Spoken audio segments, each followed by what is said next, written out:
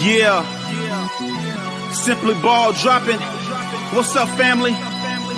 K-Sap, we up. Ain't no stopping. I'm simply ball dropping like it's New Year's Eve, making you haters believe I'm the MVP. Ask Mr. V and R&B, they do all sports, whether it's on the field or the court, from the arena to the ring. What? You wanna swing? I rope a dope like the one on this boxing thing. That's a punchline.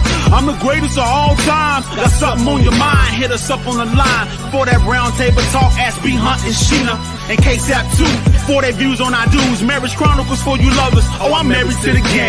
The championships, the only time I wanna ring. K-Sap, the man behind the mic. Check 1, 2. It ain't a rap until I say it's a rap. Just fall through, pull up the hottest pod smoking. Yeah, I got you open. This freestyle brought to you by James Ford. Pay promotion. Yeah, simply ball dropping.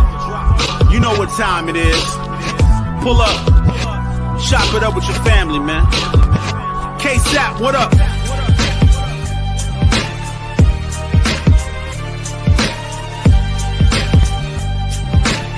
And now, your host of the Simply Ball Dropping Podcast, the man behind the mic, K-Sap.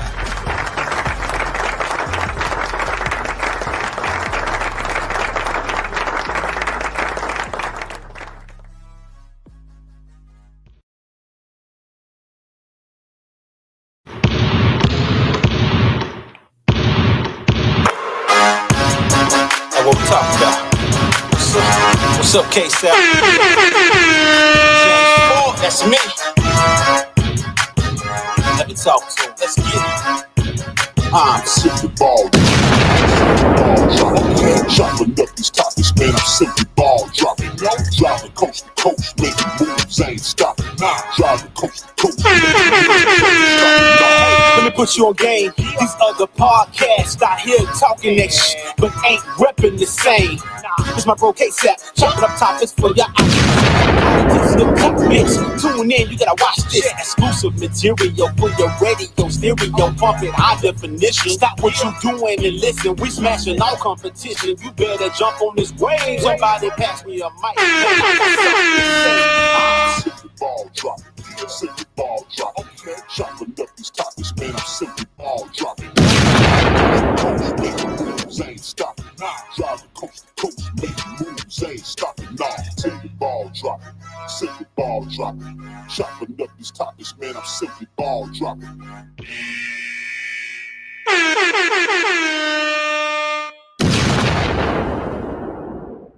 Yes. You know who it is. It's your favorite host, the man behind the mic of the Simply Ball Dropping Podcast, K-Sap. And you know what it is.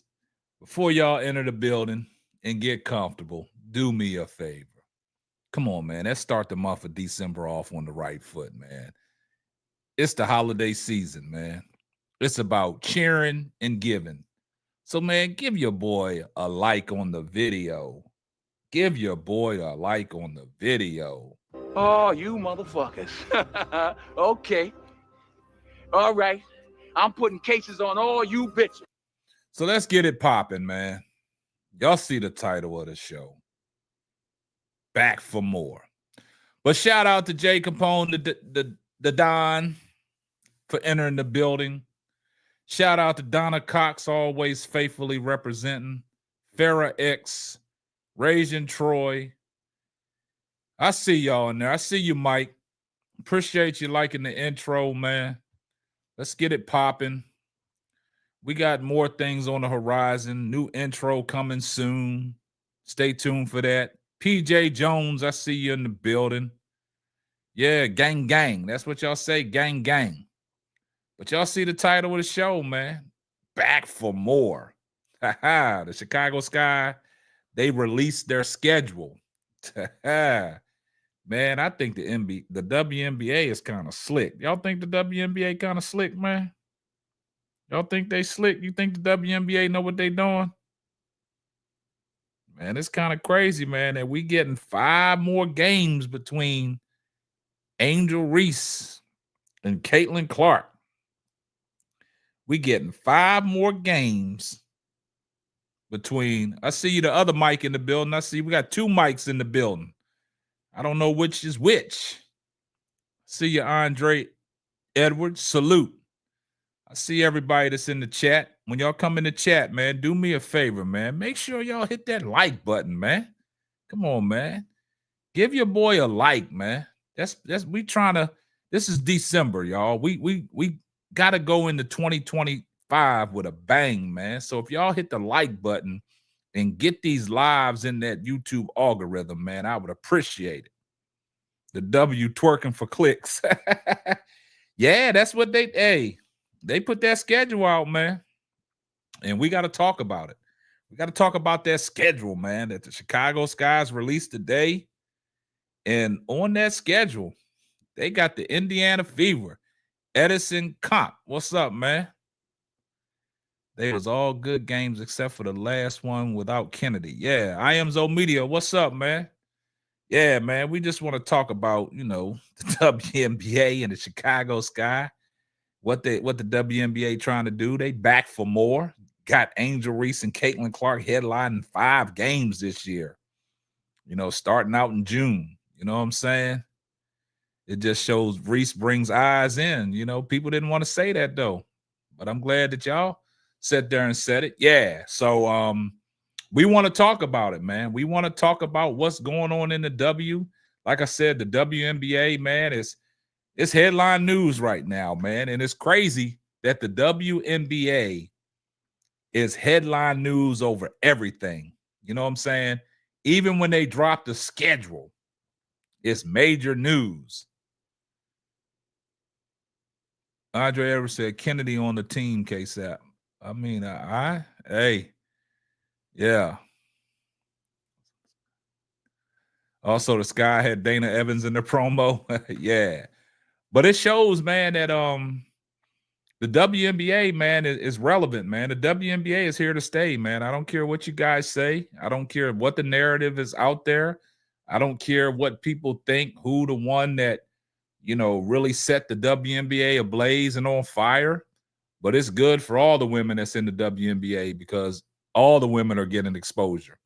It's a lot of women that are being talked about. So what happens is all the women that are being talked about, now they focusing on these college athletes that now they talking about. They comparing videos with these college athletes now. Comparing videos that Paige Beckers ain't no Caitlin Clark. She don't move the needle that way. Talking about Juju Watkins don't move the needle that way. She don't put fans in the seats. But, it is what it is. They playing 5 times because of Clark. We know. There they go.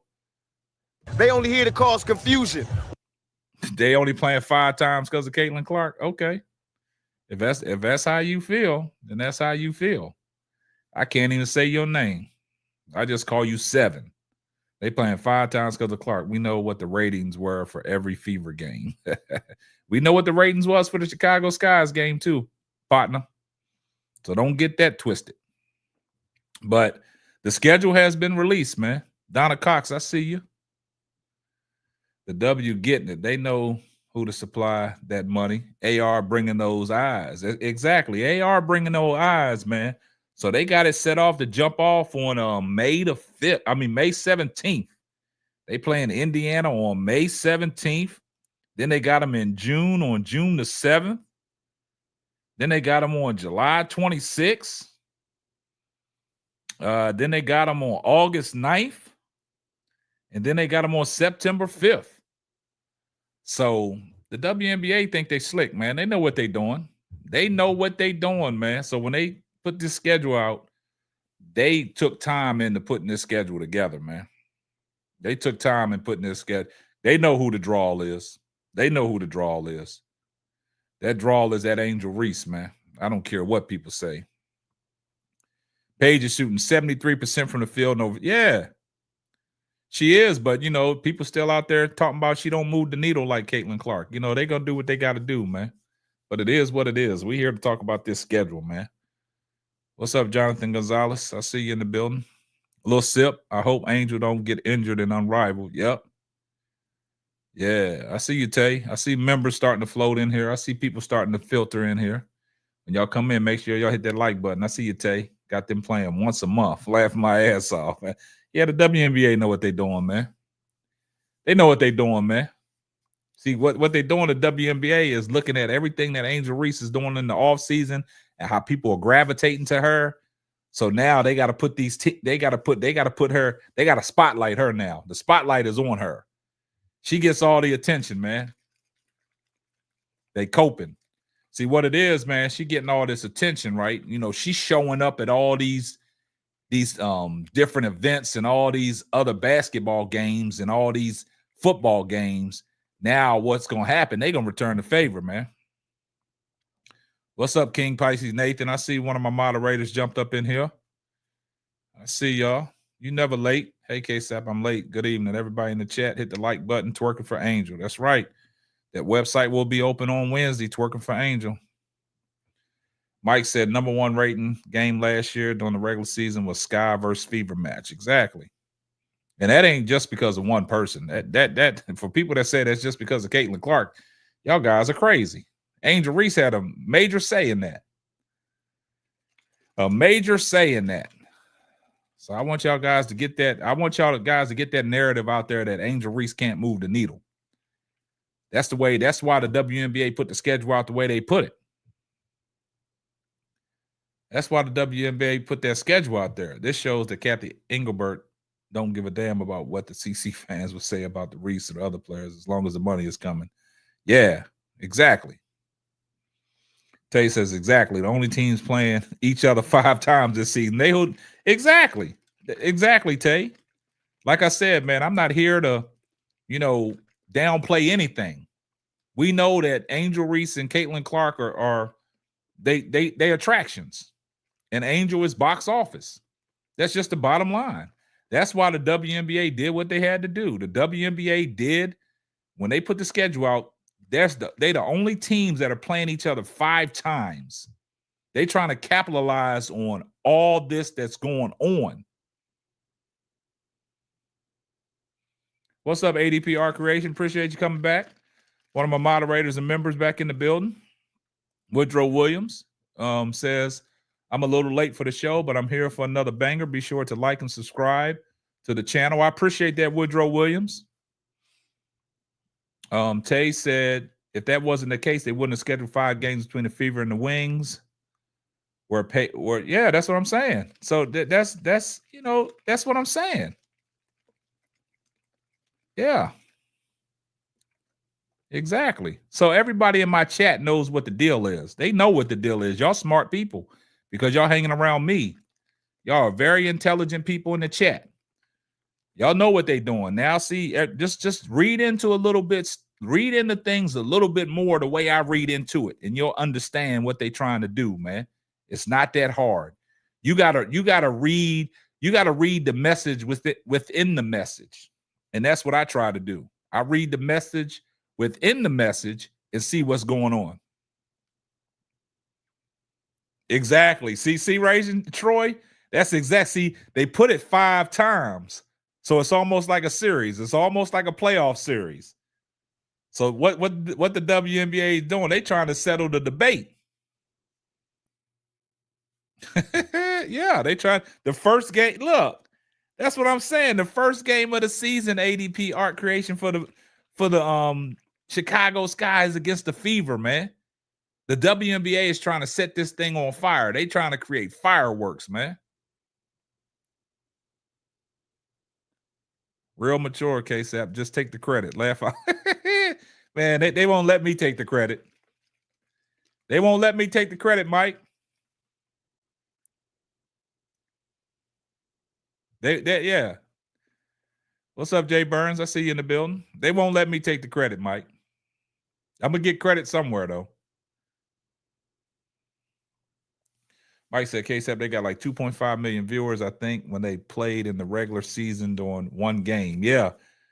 Yeah, so the WNBA, I hope these games, they don't have them like what network they on. I hope all 5 games is on a major network where everybody can tune in.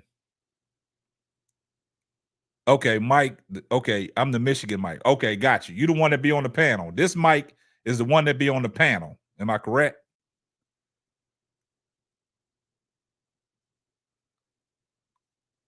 Jay Burns, they smart. They think they slick. The WNBA think they slick, Jay Burns. They know what they doing. Okay, Mike, I got you. Hey, they know what they doing, Jay Burns, man. They gonna milk them cash cows, man. what you say, Donna? The W just here to cause They confusion. only here to cause confusion. Yeah.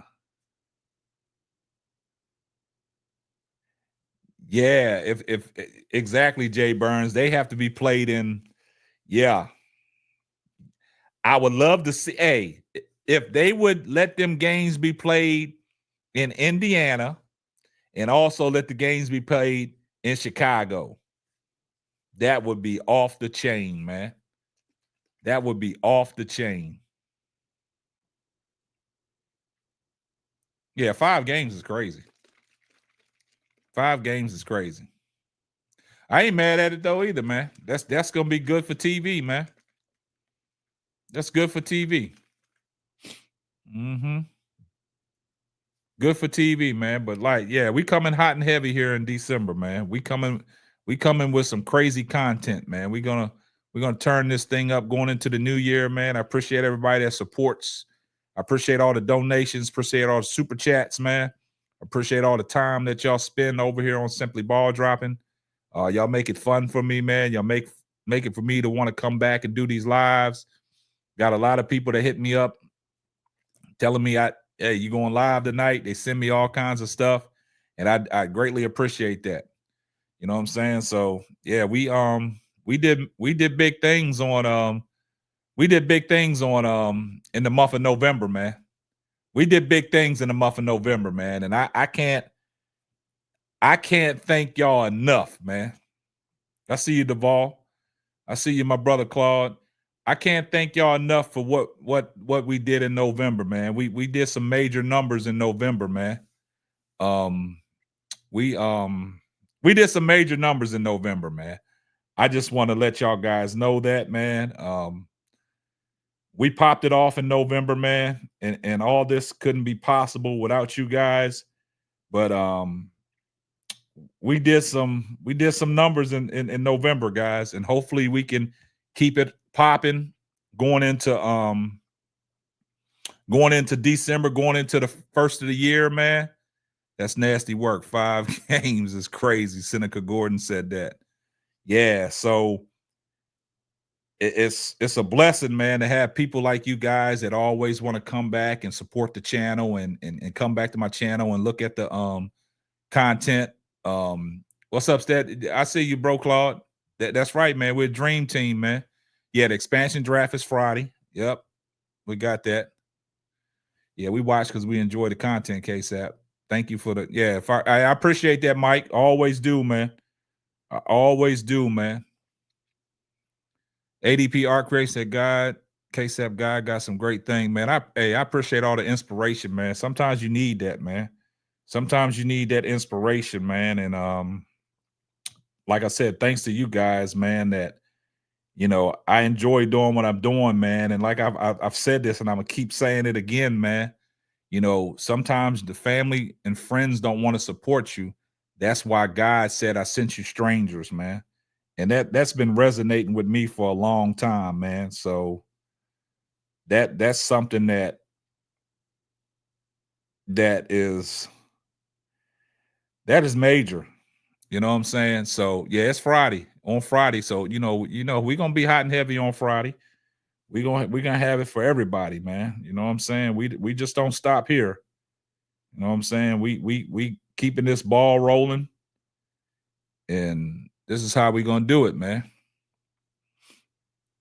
Yeah. So basically, man, the month of November, man, you guys, with all y'all support, man, this is what we did in the month of November, man.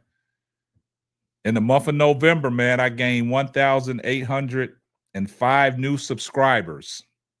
I had 1.8 million total views. And then I had 1.5 million minutes watched.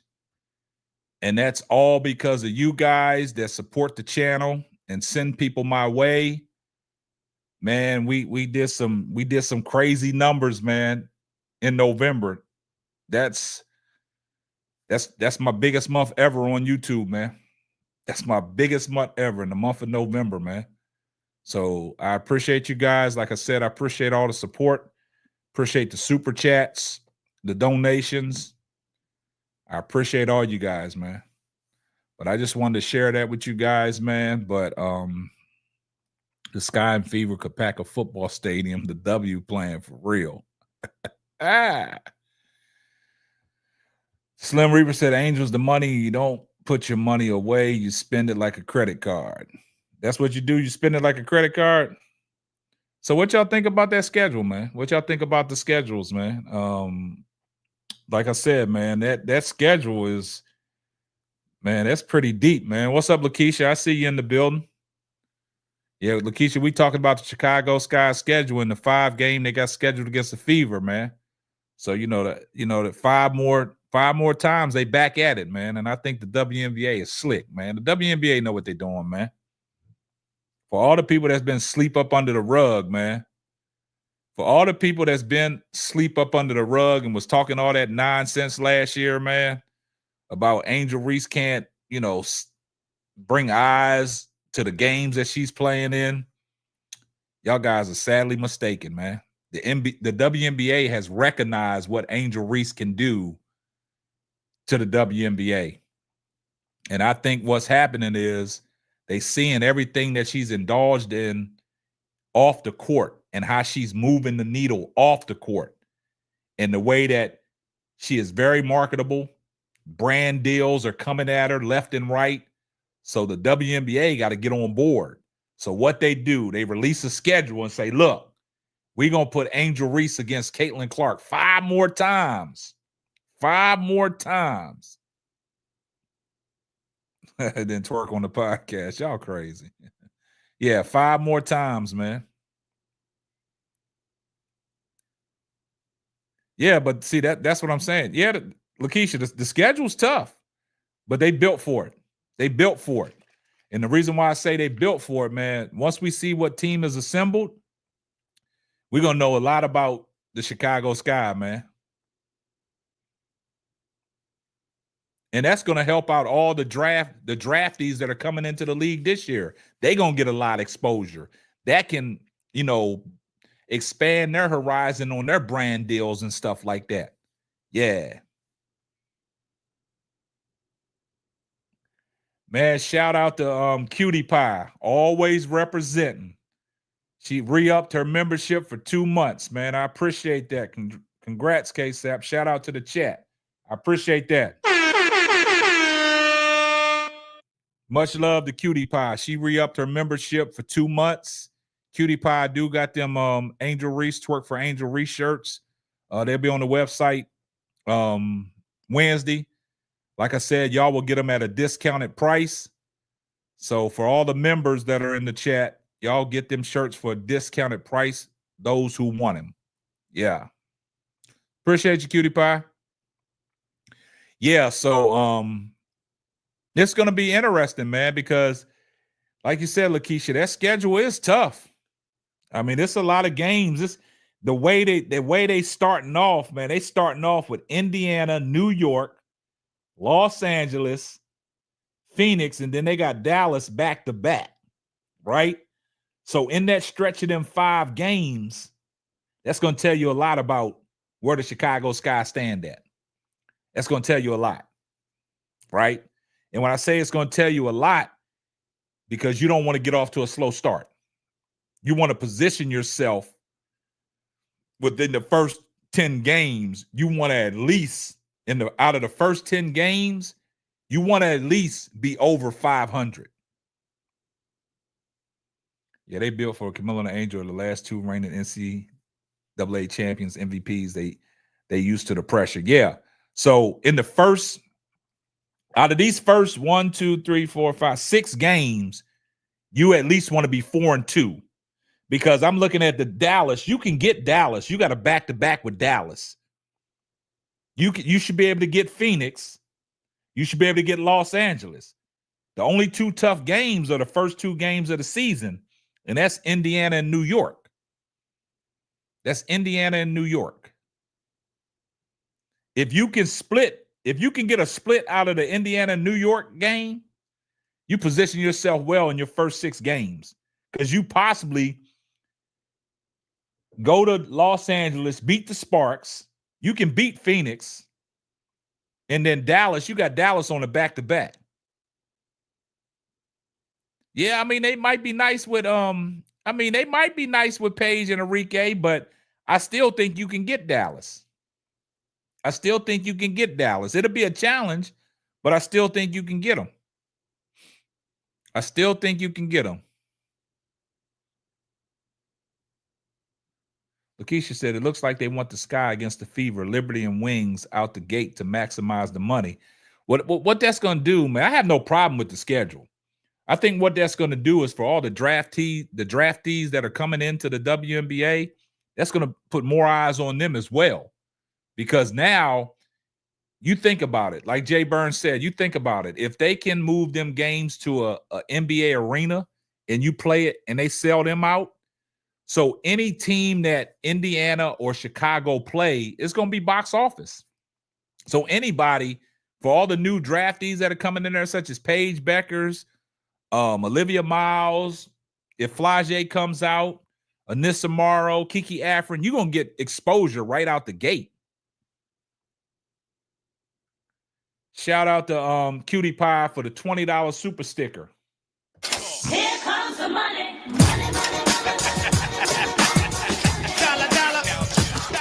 Appreciate the support, Cutie Pie, as always, man. That's love right there. That's love right there. Appreciate that. I hope the Sky don't tank for purpose for the Mike. They ain't Mike. I don't even want to use that word tank this year, man.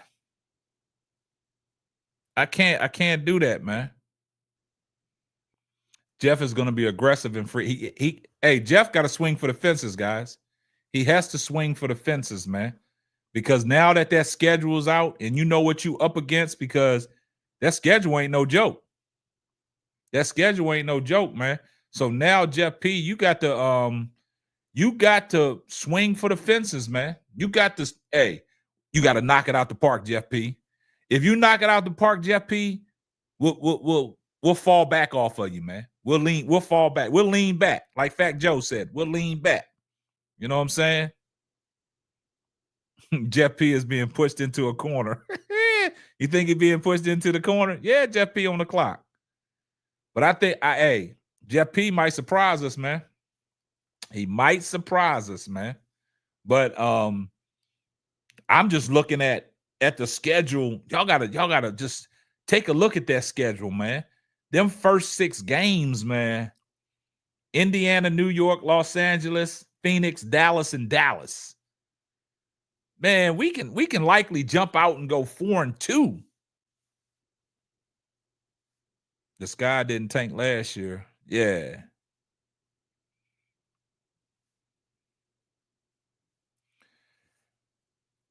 Hey, shout out to Dre Stewart, man. He just gifted one lucky member in the chat a membership to Simply Ball Dropping, man. Appreciate that, Dre Stewart.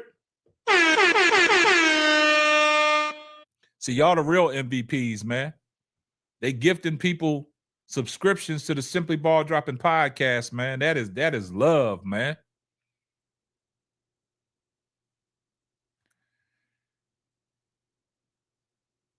That is love right there. Now, I think Chicago got out the gate. Nah, they didn't get out the gate. They didn't get out the gate too good. I don't think, Jay Burns. I got to go back and fact check that. I don't want to put false information out there. But, I can't even look at the past. I can't even look at the past, man. We got to go into this future, man. I just think in May, it's going to be on and popping, man. So, man, for all y'all that ain't getting no TVs on Black Friday, y'all better invest yourself in a good TV, man, so y'all can handle it, man. Y'all got to handle all that bandwidth that's going to be coming your way, man, because the WNBA season is going to be on and popping.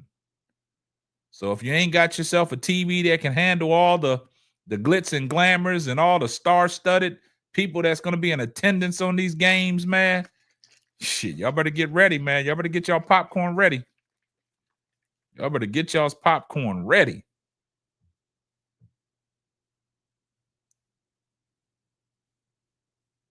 Yeah, I mean, we looking to do better. We can't. Hey, we got to do better than last year, Jay. We got to do better than last year, man. We got to position. The key is, man, getting off to a good start. You got to position yourself, man. We got to position ourselves. We got to position ourselves so we won't be teetering around that 8 and 9, man. We got to stay within the pack. We got to stay around 6 and 7 the whole year. And then if anybody slips up, we can move up. My son broke 2 TVs already, K-Sap. I'm stuck on the phone for now. You stuck on the phone for now? Well, get you a good phone, man. Get you a good phone. Yeah. Yeah, you got to get you a good phone, man. But it's going to be interesting because, you know, after May, going into June, man. And then, look, the crazy thing about it, you starting off the month of May playing Indiana. Then you're starting off the month of June playing Indiana again. And then you're going back playing New York. And then you're playing Atlanta, Connecticut, Washington. Boy, they, whoo-wee. That schedule tough. That schedule is tough. Man, I'm hey. Boy, they trying to put it to the sky early, man. Ooh, yeah, that's crazy, ADPR correct. They trying to put it to the sky early.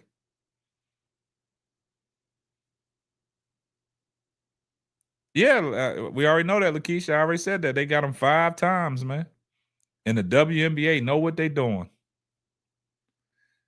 Andre Edwards said, get yourself a 55-inch Samsung TV. You better get yourself something because it's going to be on and popping. Y'all ain't going to want to miss it because we're going to cover it.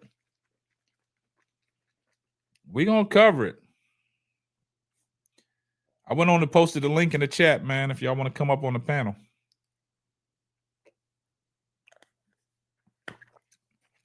That's a brutal schedule getting out the gate, though. I hope all bodies are healthy going into the season. We got to be healthy. You know how they do, Jay Burns, man. I don't know why they don't hit that like button.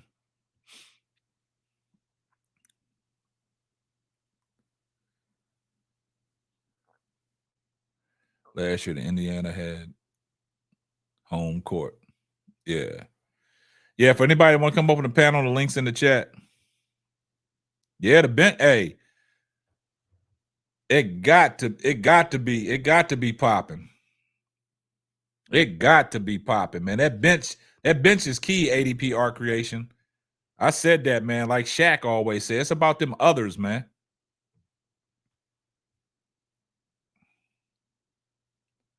It's about them others.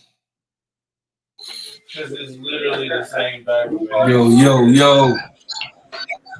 What's up, everybody? You hear me?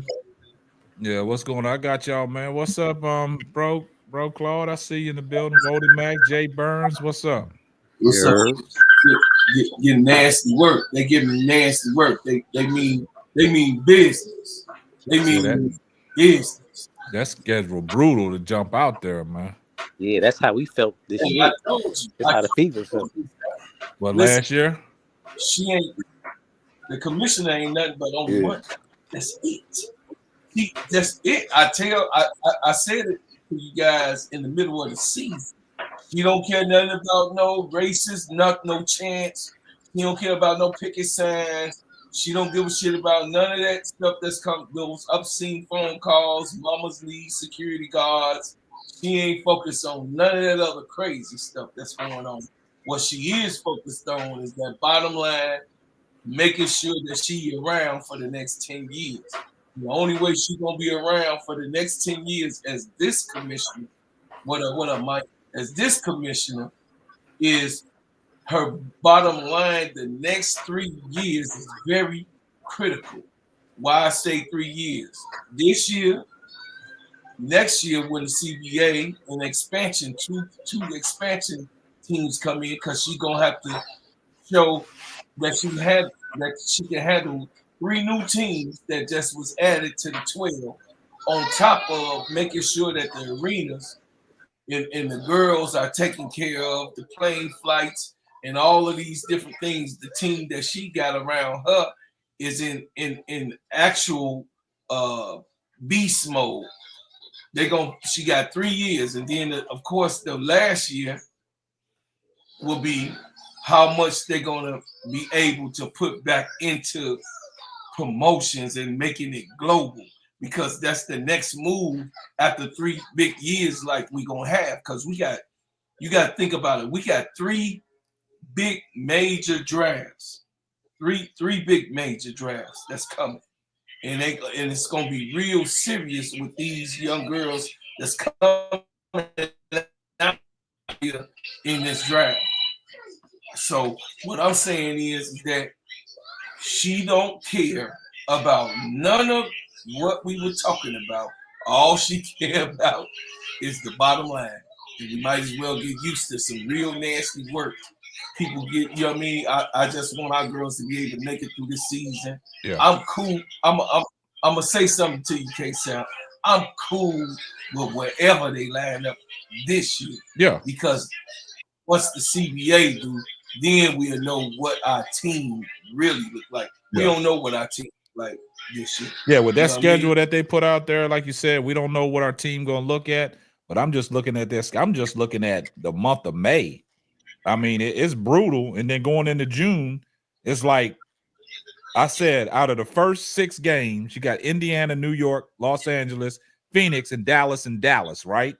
So I'm thinking your first 6 games, Indiana gonna be a tough game. We got to see what the roster looks like before we can even think about how that game is going to play out, right? So then you got New York, right? You got the defending WNBA champions, right? Now you should be able to, I don't care what the LA Sparks roster look like, you should be able to get that. Tough game, you should be able to get that. Just like Jay Burns said about Paige and Enrique in Dallas, I'm looking at that. You still should be able to get that game, right? So I'm thinking the Sky, they should be able to come out the gate at least. Man, I'm looking at 4-2.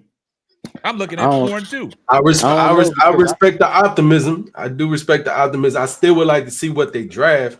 That's what I said. It's all on contention of what that roster look like. That's why I'm just saying, as a 6-game jump off, I would like to see them go 4-2, but I can't make my true assessment until I know what's the team gonna look like. Now, that's what I was about to say, because I ain't gonna sleep on LA, because we just don't know what moves they're gonna make, because they already got Cam and Rakia and De'Erica. If they land 1 or 2 good players, they could be a threat too. Well, that's what I'm saying. I mean, I'm saying that these are games that you can possibly get, but it's all on contingents of what that Chicago Sky roster gonna look like.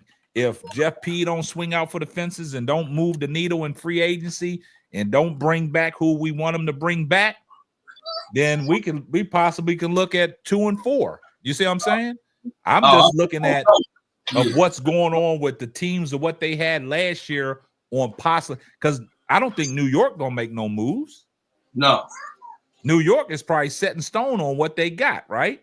Right. Only teams that really gonna make moves is Dallas, with Paige, whatever LA Sparks do with the second pick. I mean, that depends. You know what I'm saying? So I'm just looking at what's on that roster, what can potentially leave their roster, and I'm looking at the Sky's roster and what potentially can leave or what can potentially come. I'm just thinking my projective without knowing the roster. I'm jumping out there saying 4-2. That's just the way I'm thinking, man. Who's the 2 losses to? New York. I said the only 2 games that should be a highly slugfest is the Indiana New York game. No. I'm looking at Los Angeles Angeles and Phoenix. Like, man, you got to go get them games. Yeah, I respect it because I'm definitely saying the Liberty. Them Dallas games. But you got to understand something, though. Phoenix. Yeah, that was back to back.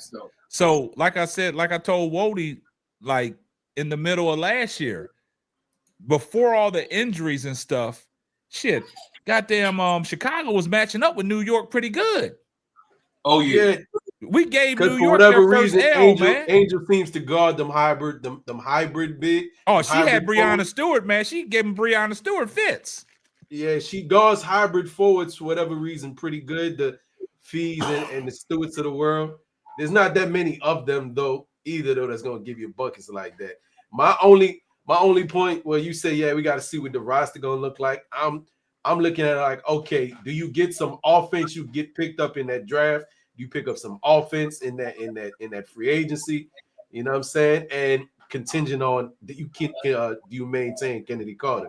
So at least you have the ability to throw a shot back at some teams. Everybody, yeah, I know they rest their hat on defense, but people sleep on the Liberty is a good defensive team and a couple of others. Yeah, Dallas is probably just gonna have to be a shootout. Yeah. So now you're getting in a shootout with a team, and you're a good defensive team, but even some of the best defenders get cooked. You know what I mean? Yeah. Ask Kobe about some of the tough shots he made on dudes, you know? Yeah. So, but see, the thing about it is, what type of offense you putting out there is like how I'm looking at it. Yeah, but the thing about it is, I'm gonna look at it like this. We got to see what kind of identity Chicago can come out with, right? Because there's teams that you have to run up and down the court with and try to outscore, right? But there's some teams that you can hone in on your defense if that's their identity and slow them down. I'm looking at the situation like I'm going to say I'm not too much worried about where the offense is going to come from Chicago. We got to play defense, man. If that's going to be our calling card, and if that's the way Tyler Marsh is looking at it and trying to get up and down court, so that's telling me one thing. We got to get stops and we got to push the ball. So to me, it looks like their identity is going to be on the defensive end and get out and run. But like you said, Wody, like the teams like Dallas, it might be one of them up and down games where whoever got the last possession gonna win the game. Yeah. But we also got to see who's gonna be healthy coming out of Unrivaled. That's what I said. I said it, and I said it earlier before y'all got in the stream. I said they gotta be healthy coming into the start of the season. That now that we got that aspect too, and I wasn't really giving it much thought, but now that we got that aspect too, again, I don't know what people's training regimen is going to look like, how they might improve coming into this season, right there. But yeah, some people, if they haven't been conditioned in the right way, they might be worn down a little bit by the time the season starts. And you know, it's funny you said that, Wally Mack, because you know how the women complain coming straight out of, the college and straight into the draft and then had to get right at it, right? So now you coming out of Unrivaled and you ain't giving your chance, your legs a chance to, get back together. Well, I think they're gonna have like a month between the season. That's not long enough. January, February, March.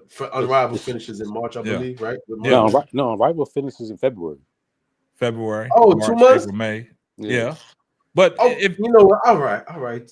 But you look at it. You look at it. These women are going to be playing ball all year round. You see what I'm saying? Yeah, and it's not giving them no chance to really get off their feet. That's why, I like what Unrivaled's doing, man, but y'all know what I said about it. I hope they just don't get hurt, man. I really think Lord willing, everybody come out safe and healthy.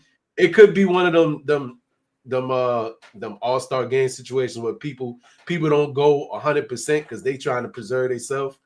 You know what I mean? But I don't know what type of quality basketball that makes the game then, though. But see, if you just got people not trying to give effort on defense because they don't want to get hurt. They can't do that. If they want that lead to take off, they want to give it 100%. Mm-hmm. I think that's why low key, I think that's why Kelsey Plum backed out, because I think that she's trying to make herself more valuable for wherever team she want to go to. So you think Kelsey Plum done in Las Vegas? I think she is. I'm seeing Troy.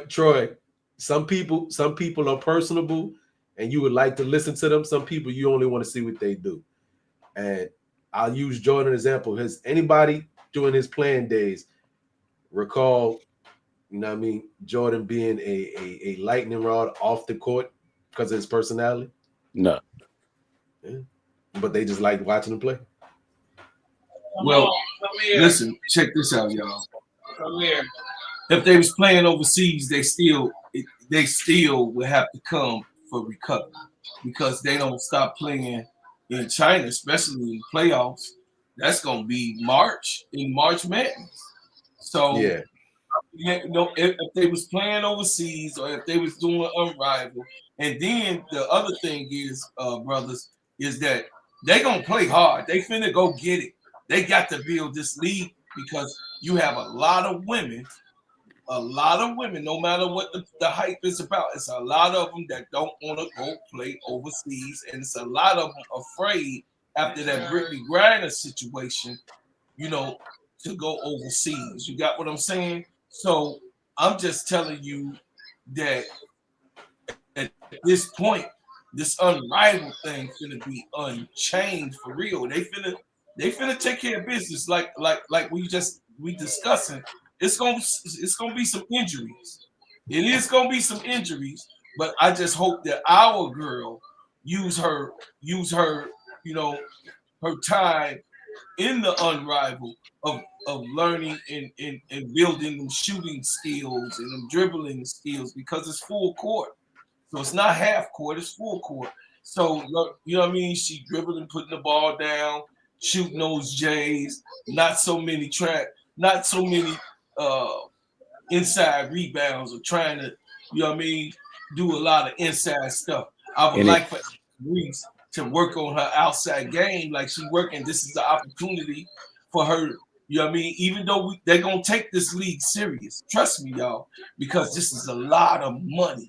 You don't have this much money and you're not serious about it. So I want everybody who's watching, who's listening, to get that's in the chat, get that out your mind, to think that this is some type of playing thing. Yeah, it's a game, but it's serious as hell right now.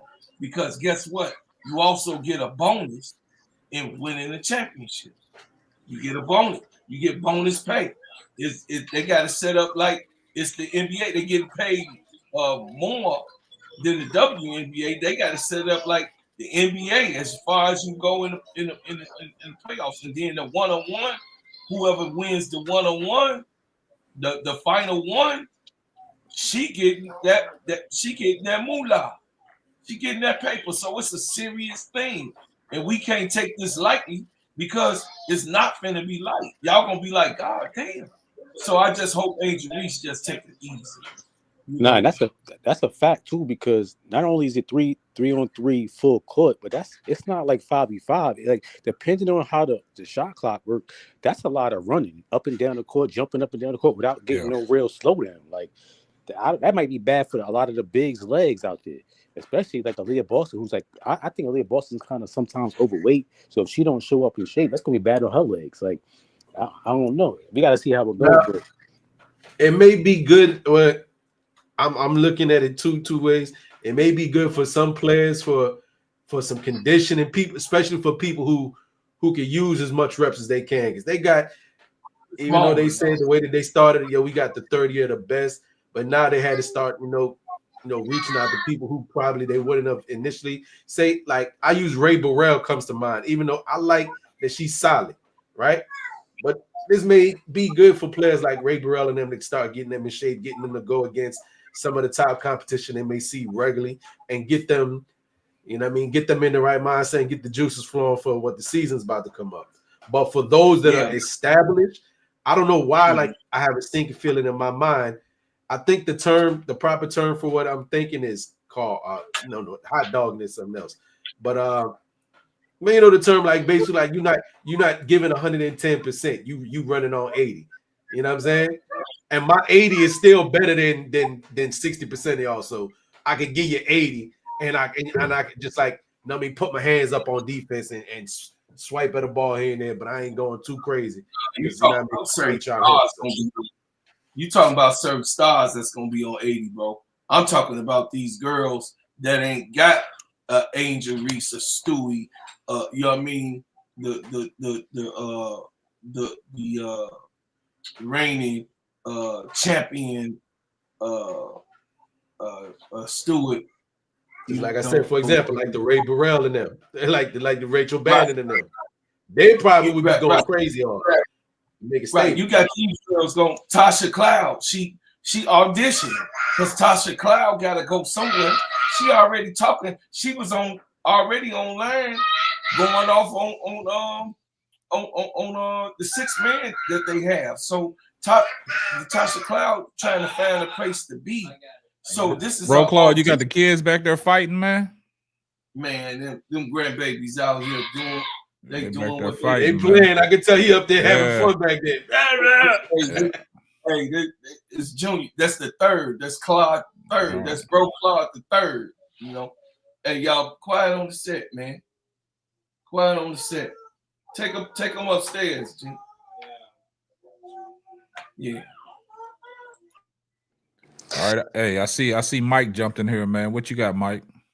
Yeah, what Bro Cloud's saying, something's going down in Phoenix Mercury, I think, because he mentioned what he's talking about is Sophie Cunningham. It looks like it's getting a little bit messy over there. Well, nah. To me, it looked like they brought in KFC to kind of nip that in the butt. Like when they took those pictures, it looked like they kind of used her as like a veteran to say, "Hey, I gotta get this together. We a team type."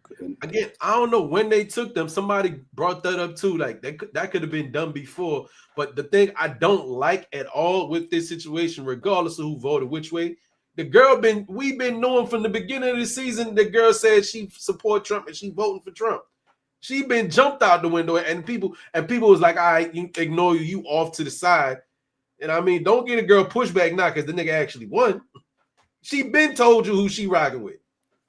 Like, doesn't matter. I'll tell you one thing. Doesn't matter. It's politics. This is basketball. That's what politics. I'm saying. Leave that politics out the door. Y'all a team, man. Focus on the game, bro. Like, Priest, we don't care if it's a priest, a preacher, or a bishop, or a deacon, or a rabbi. We don't give this. That don't have anything to do with basketball.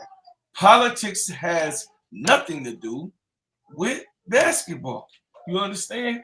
Being a Christian, Muslim, Judaism practicing, that has nothing to do with the game. You could be all that while you're participating. That's what you hold to your heart. But it has nothing to do with having that ball going to the hoop, defending a player, running up and down the court 94-50. You got what I'm saying? It has nothing to do. So I don't get into those type of talks. You know what I mean? And I really try my best not to get into the race talk so much, unless I have to just defend my sisters in total. But I don't feel like I have to defend a black man. I don't feel that unless I see him meek and feeble, but I don't feel that I'm in urgency to speak up for a K-Sap, because I know he's strong and stand on his own, unless he look at me and give me the bro nudge of hey, I need a hand. But I know that the type of soldier that he is, he 10 toes down with it. He gonna fall on, he like me. I'm gonna fall on my sword when it comes to manhood. But we ain't talking about no politics, who voted for who and who preaching, who's the bishop, who's the rabbi, how many salats you do. No, that has nothing to do with the game. And everybody got to get their mind right, because it got nothing to do with 94. But bro, Claude, that's the problem with the league in general. Like, it's so many different communities in one league.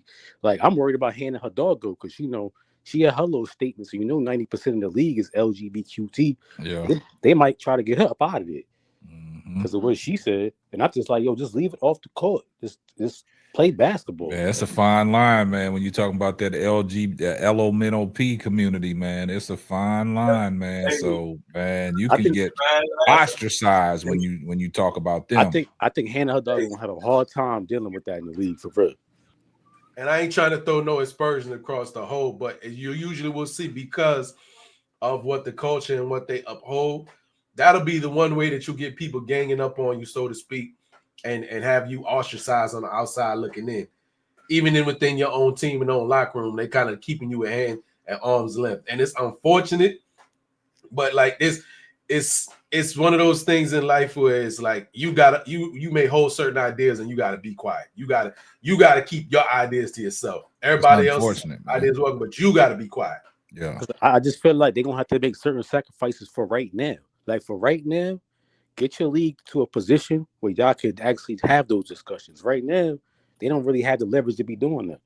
Yeah, but Jay Burns, I think we gotta, you gotta give them some grace, because I don't think the league itself, in my opinion, when I say the league, I mean the front office. It seems to me, at least in my opinion, they didn't do a good job of preparing the league, the teams, the players for the attention and scrutiny that's gonna come when you got a Clark, when you got a Reese, when you got a Brink.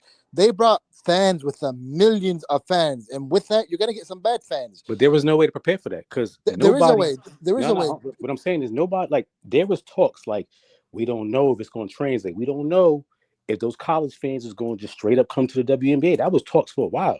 Okay, Jay Burns, I'm with you and I agree with you. It was talks, but want me to tell you, if I'm running that show, when do I say it translated? When I seen the draft, I think had 3.5 million viewers. That's translated. That's it. That means it was the highest rated draft I think ever. Yeah. Once that happened, okay, KSAP, do you agree with me? All the scrutiny that came to the league among the players, do you agree the rookie class handles it best? I mean, if you think about it, yeah. They were ready because they already had the scrutiny in college. Yeah. They had if you think about it. So they already knew how to brand themselves in a way. So I'm not going to call that a player failure. In my opinion, that's on the league. Why didn't you give them social media training? Why didn't you give them media training? Maybe they did. To be fair, though, it's like, okay, look, if I've been doing this all my life, right? And then next year, you want to train me to do this. If I'm just so used to doing it, it's not going to happen overnight. It's going to take maybe a season or two to get adjusted to what's happening right now. It's a whole whirlwind being thrown in your face. You're just not used to that. That's why a lot of these players are so reactive, because their social media really wasn't popping like that. And now that it's happening at a faster rate and it's happening so constant, it's hard for them to, even if they had social media training, that's not just something they're going to adjust to in one season. It might take 2, 3, or 4 seasons. Yeah, I think by next season. So I don't know if you guys been noticing. I really feel like there's been a lot of rebranding happening right now, late in the season up to this point, and you're starting to see like a bunch of more basketball conversations, which I think is good overall. You know what I'm saying? That's why, like you see today with all the releases, everybody's laughing, everybody's enjoying all the schedule releases. Every team did something. Like you seen Chicago, there's probably the funniest, where they showed Seattle. They're like, well, you got a bunch of problems right now, or something like that. They poked fun at the situation, and no one's offended. You know what I'm saying? They're getting used to the limelight. You're right, Jay Burns. They went from a small light to a major spotlight, thrown national coverage. And it hit, and the rookies, they've been under that same spotlight for 2 years, so they're better well prepared. But right now, I want to talk about the sky. KSAP, we're talking, but as a basketball mind, looking at it, we still don't even have an offensive identity. We still don't even have a point guard. We still got major hole fills. We still don't know what Kennedy Carter. We sing Jeff is holding his cards. Guess what? The Fever on their posts today, they had Kelsey Mitchell and everything. She's an unrestricted free agent. Carter's a restricted free agent. How about giving the fans some clarity? How about giving Carter some clarity? That's what makes me think they're not keeping her. Yeah. Because why wouldn't you just jump out the window and have her on everything you marketing? Man, I don't even want to talk about that no more, because I saw something about Dana Evans in a promo. So I mean, I ain't gonna say. I saw that too. My little New York Liberty business over here. Yeah, I want my first question to go up. Jeff P is on the goddamn clock on KSAP show on Simply Ball Dropping Podcast. Jeff P, you on the clock, and it's already in the streets that, bro, if you don't sign Kennedy Carter, it's gonna be an uproar. The whole Thanksgiving they talking about this girl here. Yo. Am I not mistaken? Somebody may know. Am I not mistaken? Isn't he part also of the ownership group? Yo, Jay Burns, why you ain't pull up to my? Come on, man. You supposed to East Coast, man. You supposed to pull up.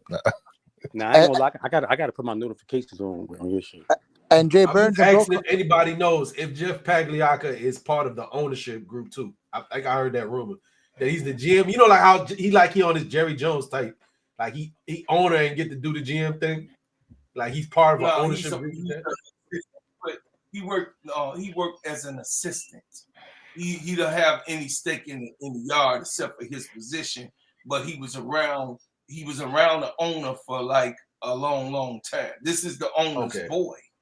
You got what I'm saying? He was an assistant for a very long time on a lot of the businesses that's in, you know what I mean, in the league. And let me ask a question to Bro Claude and Jay Burns, right? We talked about something. The spotlight, was the league ready for it? Were all the players ready for it? How about the GMs? Maybe they're not ready for this major spotlight and you know, run the teams accordingly. I mean, maybe that's why the Fever brought somebody from the Pacers. They brought the assistant GM from the Pacers to run them. Maybe nobody, Mike, no one was ready in this entire league, bro. What, you never saw 7 coaches in a league? 7. It's finna be 8 because they got some cases on the Seattle Storm, girl. So 8 coaches out of 12 in a league of 12 has been fired. You never saw it. We never saw that. It shows you that they was not ready. It shows you that the league was not prepared. And right now they still trying. You know, Angel Reese got them running for the money though. I ain't bulljabbing y'all. Angel Reese like, I'm here.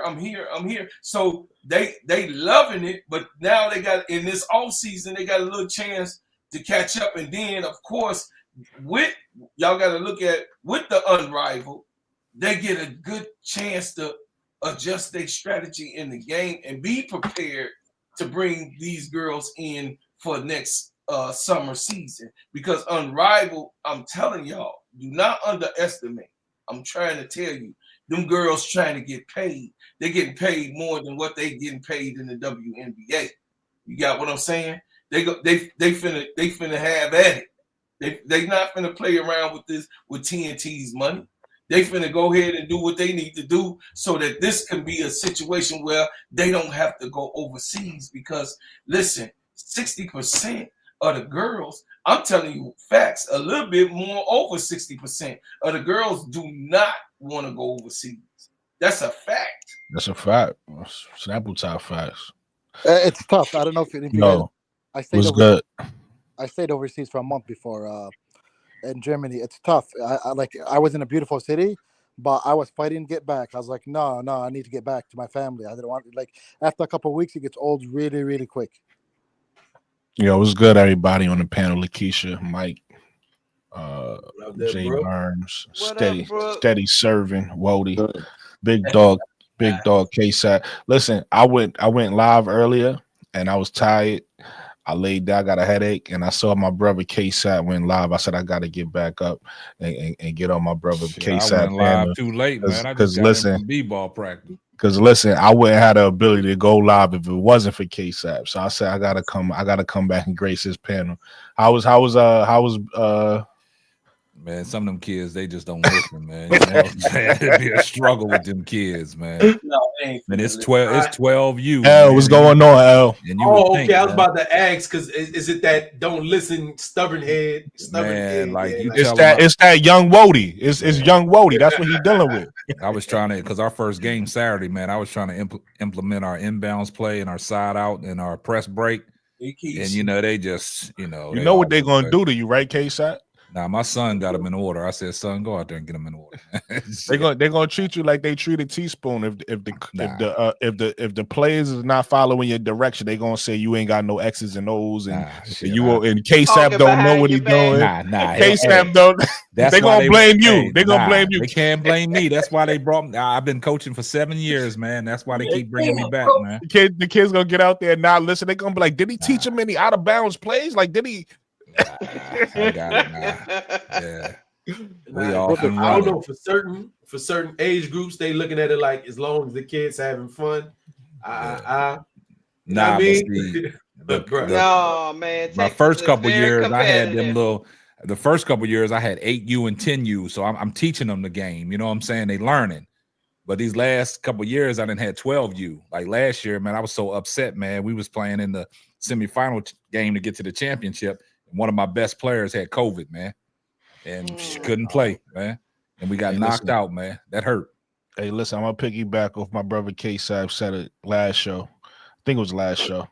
Listen, start gearing towards being on camera, y'all. Like, start trying to get you know, it makes for a better show.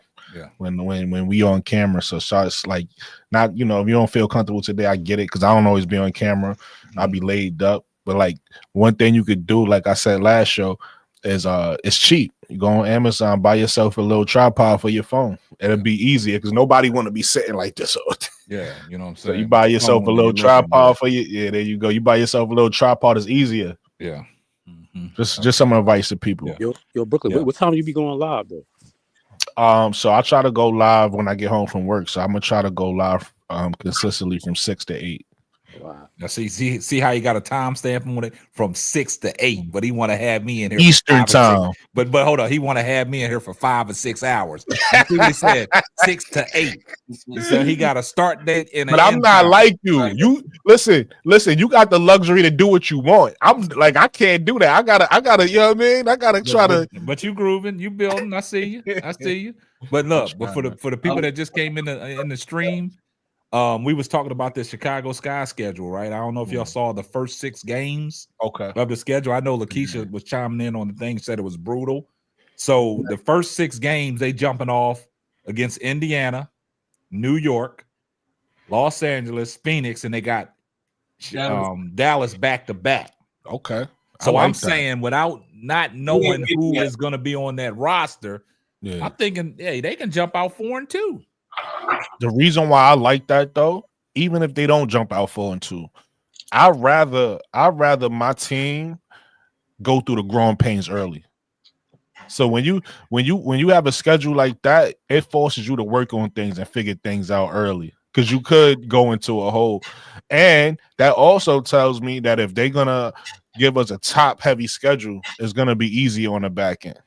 So I like it. I ain't no complaints from me. So what you think about they got Indiana 5 times this year? I like that because I understand what they're doing. I think they need to do that. Split. I said this last year. I said this before. They need to do that with more teams. They know regardless of what the fans try to do, because like I think people confuse the word rivalry with beef.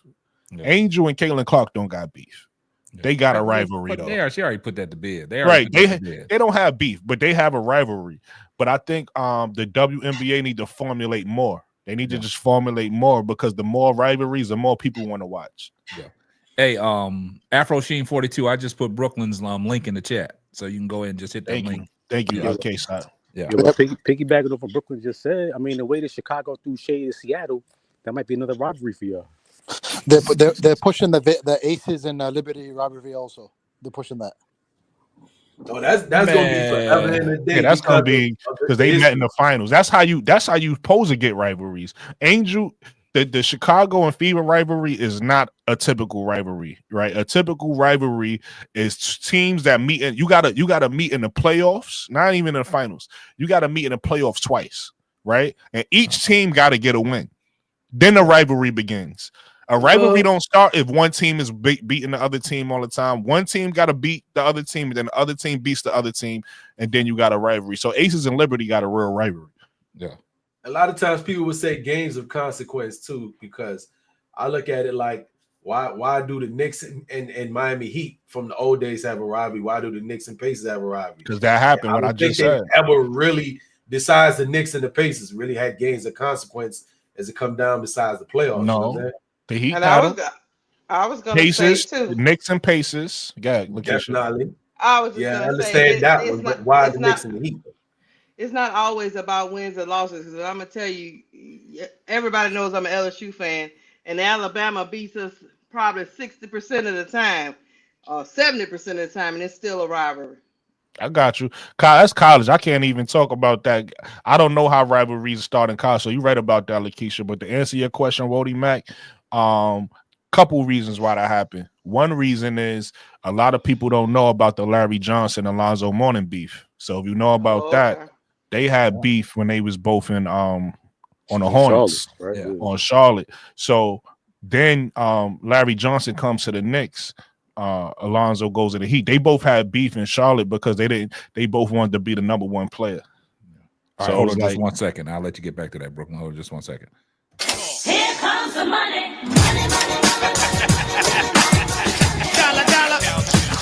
Hey, shout out to Afro Sheen 42 for the $5 super sticker, man. Hey, I appreciate that, Afro Sheen. Yeah. If I dropped the link in there, all you gotta do is click Brooklyn's link and you can go subscribe to his channel. We appreciate the support, Afro Sheen. Thank you. Appreciate it. Yeah.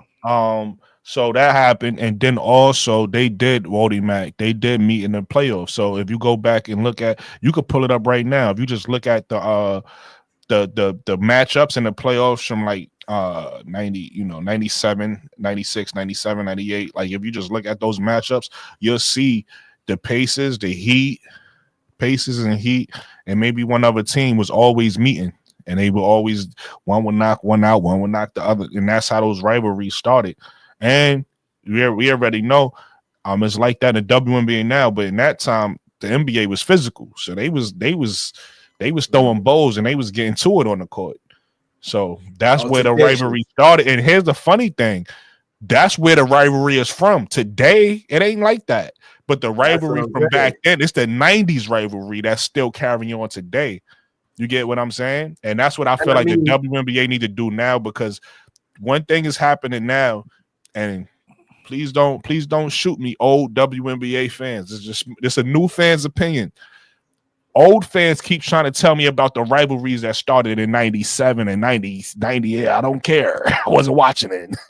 The rivalries got to start now to make new fans care, right? So like the Aces and Liberty, that's still a current rivalry we care about as a new fan. That's a current rivalry. And like I said, it's some teams now where like for me personally, Connecticut is a rival for me. I'm gonna always hate Connecticut after what happened last year. It is what it is. And the only way I'm gonna not hate Connecticut, because I don't know what's gonna happen in the next couple of years. If all those players get traded away, then I'll let it go. Nah, hold on just 1 second, guys. Hold on just 1 second. Here comes the money.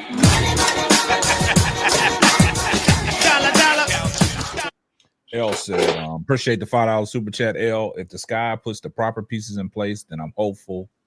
We also have to remember that we won't have the factor in the Olympic break next season. Yeah, that's a good point. Yeah, and then a big thing about what Elle is saying, the Olympic break also crammed a lot of games together, so the schedule should be more wide open too. This year. And K-Sap, these first 10 games, the reason why I said it was brutal is, in my opinion, I'm just hoping they stay 500, because in them first 10 games they played at Liberty twice. Yeah, they played a Fever twice. Yeah. They started the Fever. They played Dallas twice. They played Dallas twice. Then they got a new LA. They got a LA, you Phoenix. Don't know what LA finna have. I'm not worried though. You don't know. I mean, Phoenix is more easy. You know, and Connecticut. And you don't know what they're gonna do either. So, hey, Lakeisha, I'm not worried though, because this year I'm expecting us to have a complete. I don't know what the team. We still got to wait for free agency and draft and all that. But I'm expecting the Sky to have a complete team this year. So I want smoke with everybody. Last year, I was telling Fever fans, okay, you can have your little laughs now, because y'all taking advantage of the wins when we don't have a complete team out there. Yeah. Talk to me next year.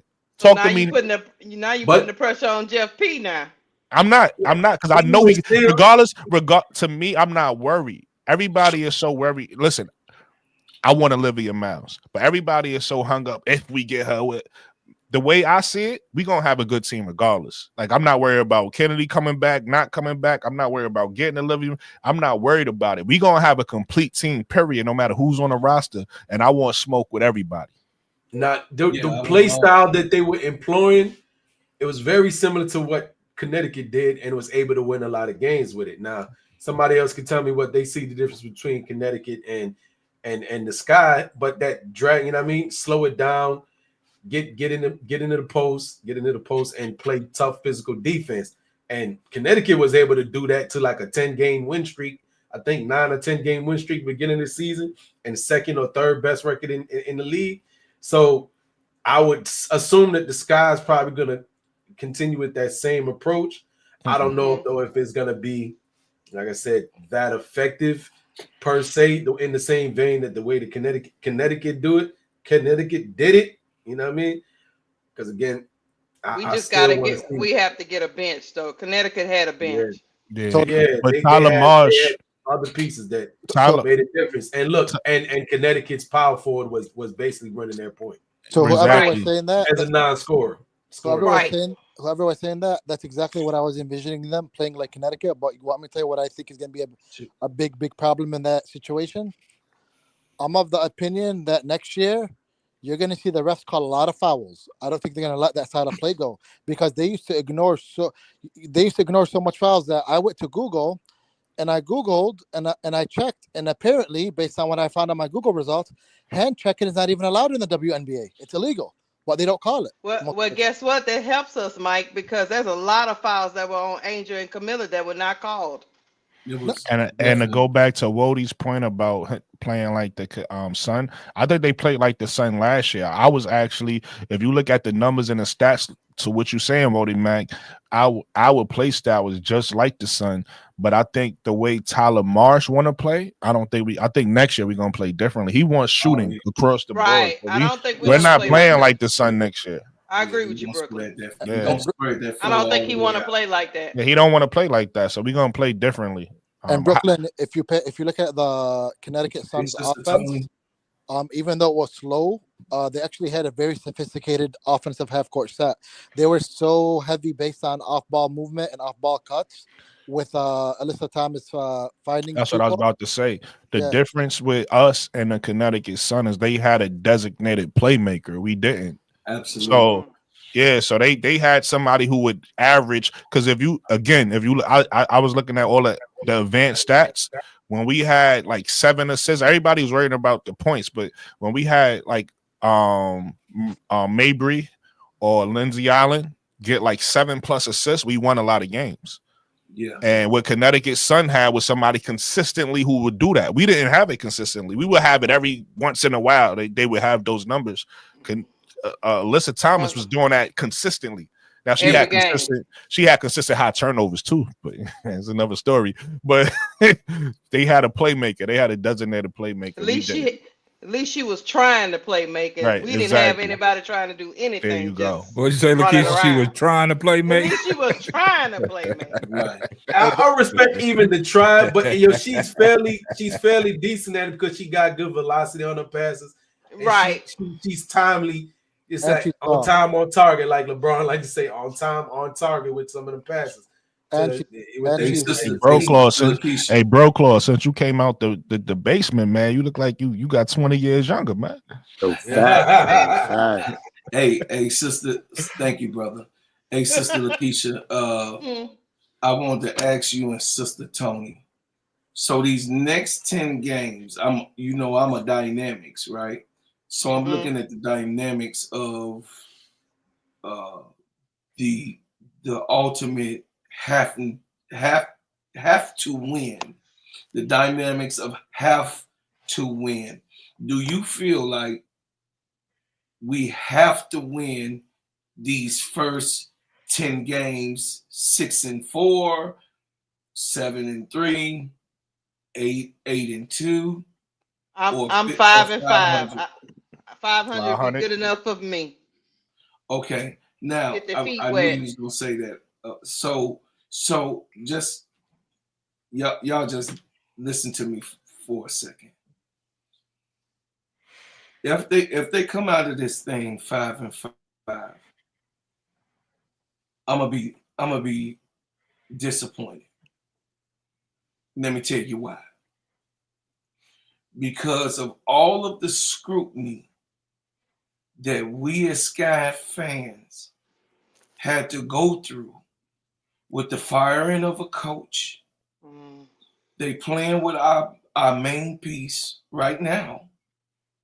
Then on top of it, they're not giving Angel those respectful. I mean, I know she was there for the draft Q, and that was nice in the pink.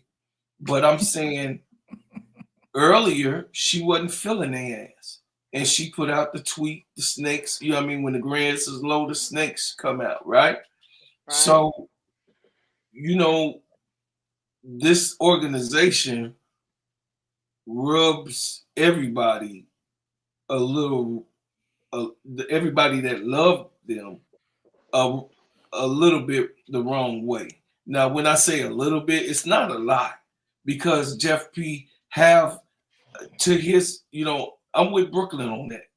He does a lot of strategic things, but with Jeff P doing having this type of hoopla, I mean, the man is he's very strategic in what he's doing, because if he's having this girl, oh, she lashing out, oh, look at her, she can't keep her mouth closed, I got her, but look at what she's messing up her stock, and other teams is seeing her saying what she's saying, and when she's tweeting, Sister Keisha and Sister Tony, I'm like, please, baby girl, please keep your goddamn fingers off, please, baby.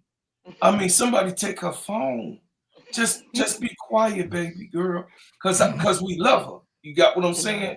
But it's not helping her to respond the way she's doing it.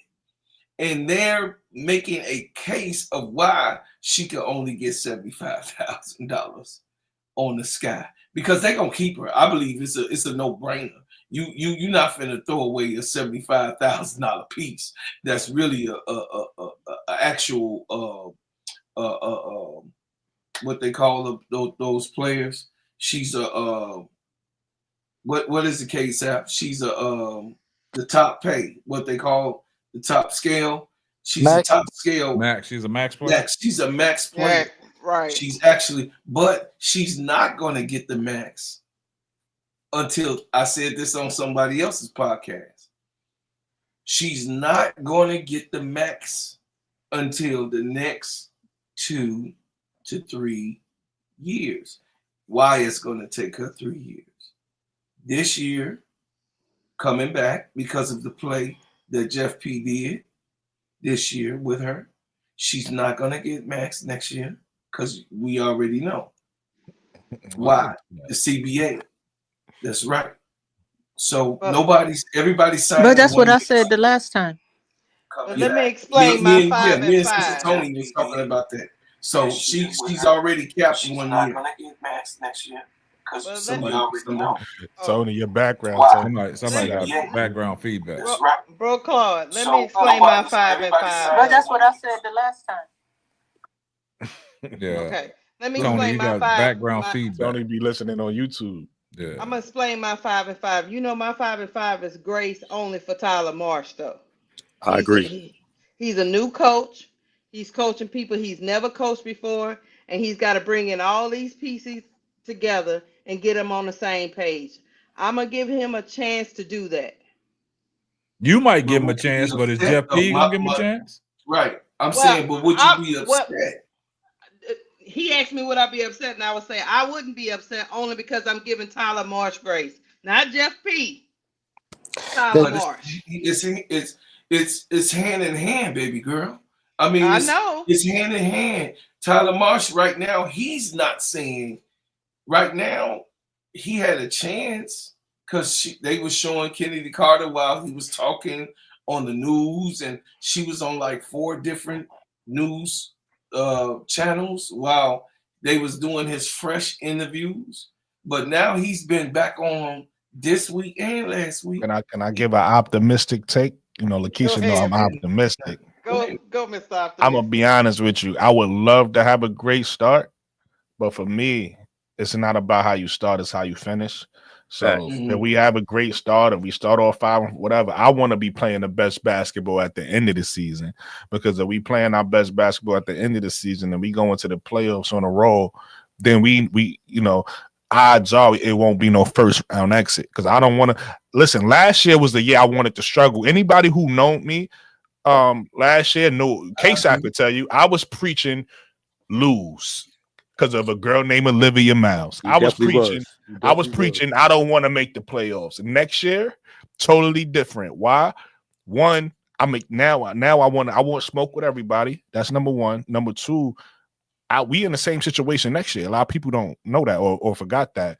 But Minnesota owns our pick, and they're a pretty good team. So we got to be around them, or they're gonna rip our hearts from us next year. So hopefully we playing our best basketball at the end of the season. We roll into the playoffs. I don't want a first round exit. We don't have to make the finals, but I just don't want to just make it to the second round. And I don't want no sweeps. If we lose in the second round, cool. I'm cool with that. Get a game. Just get a game. I feel like, and Lakeisha, you right, like a 5-5 start, like that's not bad. Like as a FIFA fan, we went 1 in whatever. Like you can have a bad start. Now that I don't want. But hold on, but look, but the thing is, we had a hard schedule in the beginning, so going 5-5 with the schedule y'all got, that's gonna only make y'all even better. So a 5-5 is not that bad. It's actually a good thing because that's gonna make y'all learn and get better and maybe finish the season off strong. Yeah. Also, we got to remember, everybody, with a new coach and probably a bunch of new pieces on the team, if 80% of what they learned last year is out the window. So the way the season works, I think, is 2 weeks training camp where players got to get in shape and practice, then 1 week preseason, and then the season starts. There's no time to gel, to run your system, to learn it. The only thing you're coming into the season with really is knowing the mannerisms of some of your teammates. That's it. Everything else is based on what the coach does, and you're going to need probably at least a month. So I'm not even looking at the first 10 games, to be honest. I hope they win some, but I don't care. Until after the first 10 games, that's when it's like, okay, we need to see consistent improvement. That's Uncle J.E. said really quick. Uncle J.E. said 5-5 is unacceptable. But Uncle J.E. 5-5 is not unacceptable. If we do get Olivia Miles, she's gonna be a rookie, right? She needs time to learn all these girls and what she they don't need no and time. Angel them never had time to learn anything. They came in, they did what they got to do. Is you come in there and do what you got to do. I agree. 5-5 is unacceptable, as far as I'm concerned. He was fired if we win in the first 10 games. We only win 5 games and lose 5. I mean, 5 Did and she 5 say games. we? Who you a fan of, Tony? I'm a fan of both teams, so don't even try that. I'm an Angel. I love Angel, and I love Camila Cardoso, and I love. Don't worry about Kennedy. Sister Tony. I ain't got you rolling with me. But Sister Tony, everybody don't come into the league the same. Exactly. That girl might not come in ready. They training them from in college to be ready for the pros. So there's no excuses now. No, there's a lot of people that come from college that's not ready for the pros. Yeah, you can't be ready for the pros, so you get in the pros. And you gotta give Coach Marsh some grace because this is gonna be new for him. A brand new team. I'm not saying we're not giving him no grace, but hey, what's the difference between him and what's her name? Teresa Teaspoon. She didn't get any grace. Yeah. And I would say Teaspoon didn't get any grace. And you see where she at. And you see where she at outside looking in. Yeah, the difference, Tony, is Teaspoon didn't follow instructions. I will say this: if they I know if the way Jeff is acting, he is not going to accept 5-5. That is not going to happen. So you want Jeff to fire him after 10 games? Him? Do you want him? You want Jeff to fire him after 10 games if they don't go at least 5-5, or if they go 3-7, you want to fire him? Lakeisha, I will say this much: Notre Dame historically has been very good at sending guards to the league. So if we get Miles, I think she's going to be able to adjust a lot quicker than other guards. Also, Jay Burns, I know you referred to the fever. That's a very unique case. I think that the league office wanted fans to see the good teams because 10 games in 20 days is the most games in the history of the WNBA in such a short span since 2007. Since 2007, and not just that, they put all the top teams. They put Connecticut, the Aces, the Liberty, and in those first 20 days. So now that's unique situation. But I agree with you. But what I'm saying is that if they go 5-5 with the schedule they got, that's not necessarily a bad thing. No, I don't think it's a bad thing. You got to give them They're about a actually month. playing against good teams. I mean, look, but Mike, if they did that last year, you don't think they're gonna do that again this year? If we already see what they did to Chicago's schedule. No, they did it. We've seen the schedules. There's nothing like that. There's nothing that was done. That was the first time they did that, Brooklyn, since 2007. And then they put That was probably because of the Olympics, though. No. I think Brooklyn, they assumed that girl was going to be better than what she was. No. Lakeisha, it's funny because they thought she was going to be just like Sister Tony said, come straight from college and take off. And it didn't happen. Lakeisha, it's funny because there's actually an article where one of the marketing executives from the league, he actually alluded to them or something along those lines of thinking she wasn't going to be that good. That's going to take some time. That's why so the assumption is that's why they want to showcase the other talent before fans fall off or something is what a lot of people are thinking. But I think Olivia Miles, the way she plays, it's pretty, in my opinion, it's transferable. You know, she knows how to read the court. You're not going to forget how to read the court. She knows how to run with the ball. I think the bigger adjustment is going to be Chicago players learning how to play that style. Mike, they did not want that golden girl looking bad. I don't think it's going to be that hard, Mike. That doesn't make them money. They thought she was going to translate very well, and it didn't happen the first 15 games of the season. It's okay. So, Lakeisha, you're saying... Mike, hold on, Mike. To your point, I don't think it's going to be that hard for Chicago only because you got to realize Camilla is used to a transition style in South Carolina, right? And Angel is used to playing up and down in college. They didn't play like that last year because for whatever reason the guards didn't want to play like that for the Sky. Right. But they're used to playing like that. So Olivia coming in, that's just gonna put them back in their natural positions, and then everybody else just gotta buy in. The rest of them is guards, so they just gotta buy in and space the floor. So they should be all right if Olivia Miles style of play. I'm talking about more the guards. I'm not worried about Angel. Angel played in many different systems and did good in all of them. I'm not worried about that. It's more the guards. Well, we know Kennedy can run. Yeah, if they keep her, we don't know if she's gonna be there. That's the problem. You know, Kennedy's probably the fastest guard in the league. I've seen her like sprint. She's wow. But Lakeisha, you're saying they wanted their golden goose to lay the egg? Is that what you're saying? No, what I am saying is they wanted their golden goose to look good. And they wanted her on as much as possible. If they didn't think she was gonna look good, they would not put their golden goose out there to look bad. They thought their golden goose was gonna look good and make more money and get more hype. That's just not what happened. They made more money. They made more money. No, I'm not talking about the money part. What I'm saying is they wanted her to. They didn't put her out there to look bad.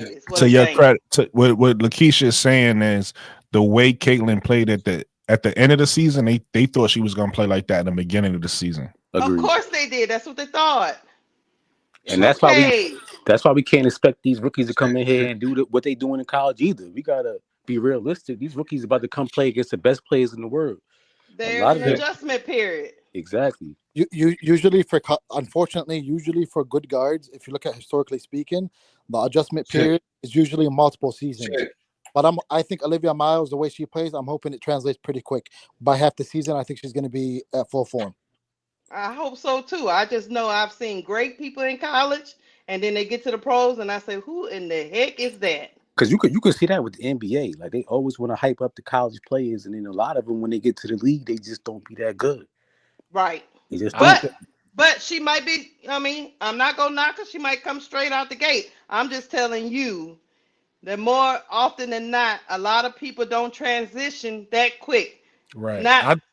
Not coming from that college game, that Notre Dame team probably is going to go deeper in the season, we think, right? She's going to be coming off that season, going straight into this season with a new coach, a new system, and new players. And then coming right off an injury so on top of that. But listen, I think, in my opinion, I think we're going to start seeing a lot more. I think I said this last show too. I think we're going to start seeing a lot more from the rookies, though. You know, I think Caitlin Clark and Angel Reese kicked that door down. And I think this year we're going to even see an even tighter race with more players. That's my opinion. I could be totally wrong because we know how the WNBA is. These coaches might not even play these players. But I think these rookies are going to get some burn. I hope because you know it's the reason why a lot of these coaches didn't play the rookies. You know, they were sitting them on the end of the bench. This last season was an anomaly. Hopefully that's going to keep going. But before, they didn't put rookies out there to carry the team. But I agree with Brooklyn because I think the game is moving more towards the college style of play. So now that all these college players are so used to playing that way and the game is moving that direction, I think the college players will start to adjust more a little bit better than past college players. So I see that. And it's better marketing for the WNBA. If you could get like at least, we already seen last year we had a 2-person rookie race, and we had others that could have been there if they got minutes. So now this year, if you could get at least 3 to 4 people in a rookie race all the way to the end of the season, that's gonna be more ratings for the WNBA. Yeah, Brooklyn. To your point, I was arguing with somebody. I'm like, who cares who won the Rookie of the Year? What's impressive is that there was actually a race. Usually, the first place, there's no race. Usually, it's no race. You know exactly. It's not fun. You know exactly where it's going. You want a race. Yeah, they finally had a rookie. Like Aaliyah Boston won it unanimously. There was no race. There hasn't been a race for a long time. So, and if Rikia got some playing time early, I think she would have been right in that conversation also. Would have been in the race. So now when you look at the rookies coming out this year, obviously Paige is going to be in the race. We know that for a fact. Right. Kiki might be in the race depending on where we go. Right. And then Olivia should be in the race, right? And So it's like that's already just 3. If Flage come out, that's 4 people that's gonna be in the race, right? So that's at least 4, and then we never know. You know, what I mean, again, it's up to these coaches to play these players, but at least 4 people should. That's if Flage come out. At least 4 people should be in the race. Business wise, and like this is going well. back to Actually, wait, one more. Jay Burns, I forgot about this. If the girl Malanga goes where I think she's gonna go, which is the Valkyrie, that's 5 because she should get playing time when she go to the Valkyrie. Oh, Brooklyn! Yeah, I gotta, but hold on, I gotta address that, Brooklyn. Mike, Hold on. Let Jay Burns goes. I cut him off. Business wise, and this goes back to what you said a while ago. They gotta let these old players go. These new players is bringing in the business. They gotta bring them in and let them play. They bringing in the fans. They're gonna bring in some money. Just let these young girls play. In the energy. I'm here because it's all about the marketing. The same thing we talked about earlier today. Brooklyn. It's all about that marketing. Brooklyn. It's not. I'm sorry. Go ahead. I'm sorry. I cut you off. No, go ahead. Brooklyn, I'm glad you mentioned that because I said that in the chat, and I'm gonna say it right here live.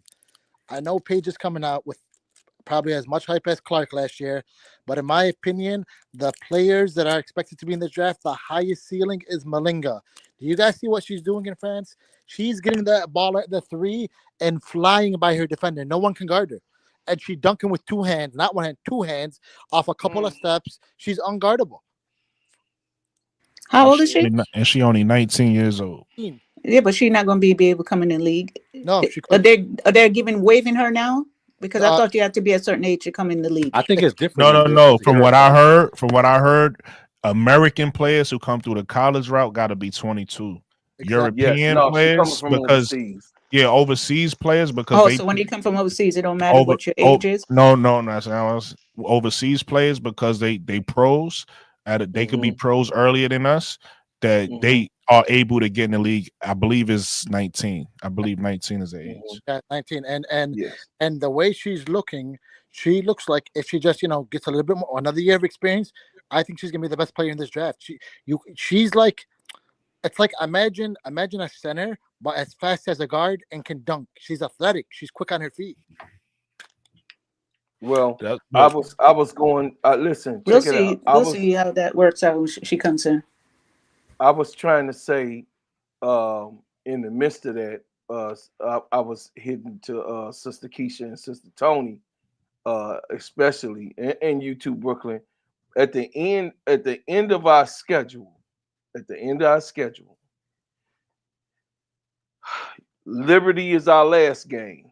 We got 2 games once again with the Aces back to back in the last 3 games. Is Liberty is Aces Liberty. So before the Aces Liberty game, we got Indiana Fever. Connecticut gonna be washed, but Seattle gonna be a different Seattle. Seattle gonna be a little bit better. I believe if Mamba come back and they settle the differences, it's gonna be a better Seattle than what we saw at 5th place. I believe that Seattle will come back stronger as a 3rd place, the way they doing Kumbaya. So I'm just saying the last 6 games is definitely a trial. I'm just being honest with you. I ain't worried about it, bro, Claw. I want smoke with everybody. Why are you fast forwarding to the last 6 games, man? Because this is Because of what we were saying. Right in the beginning.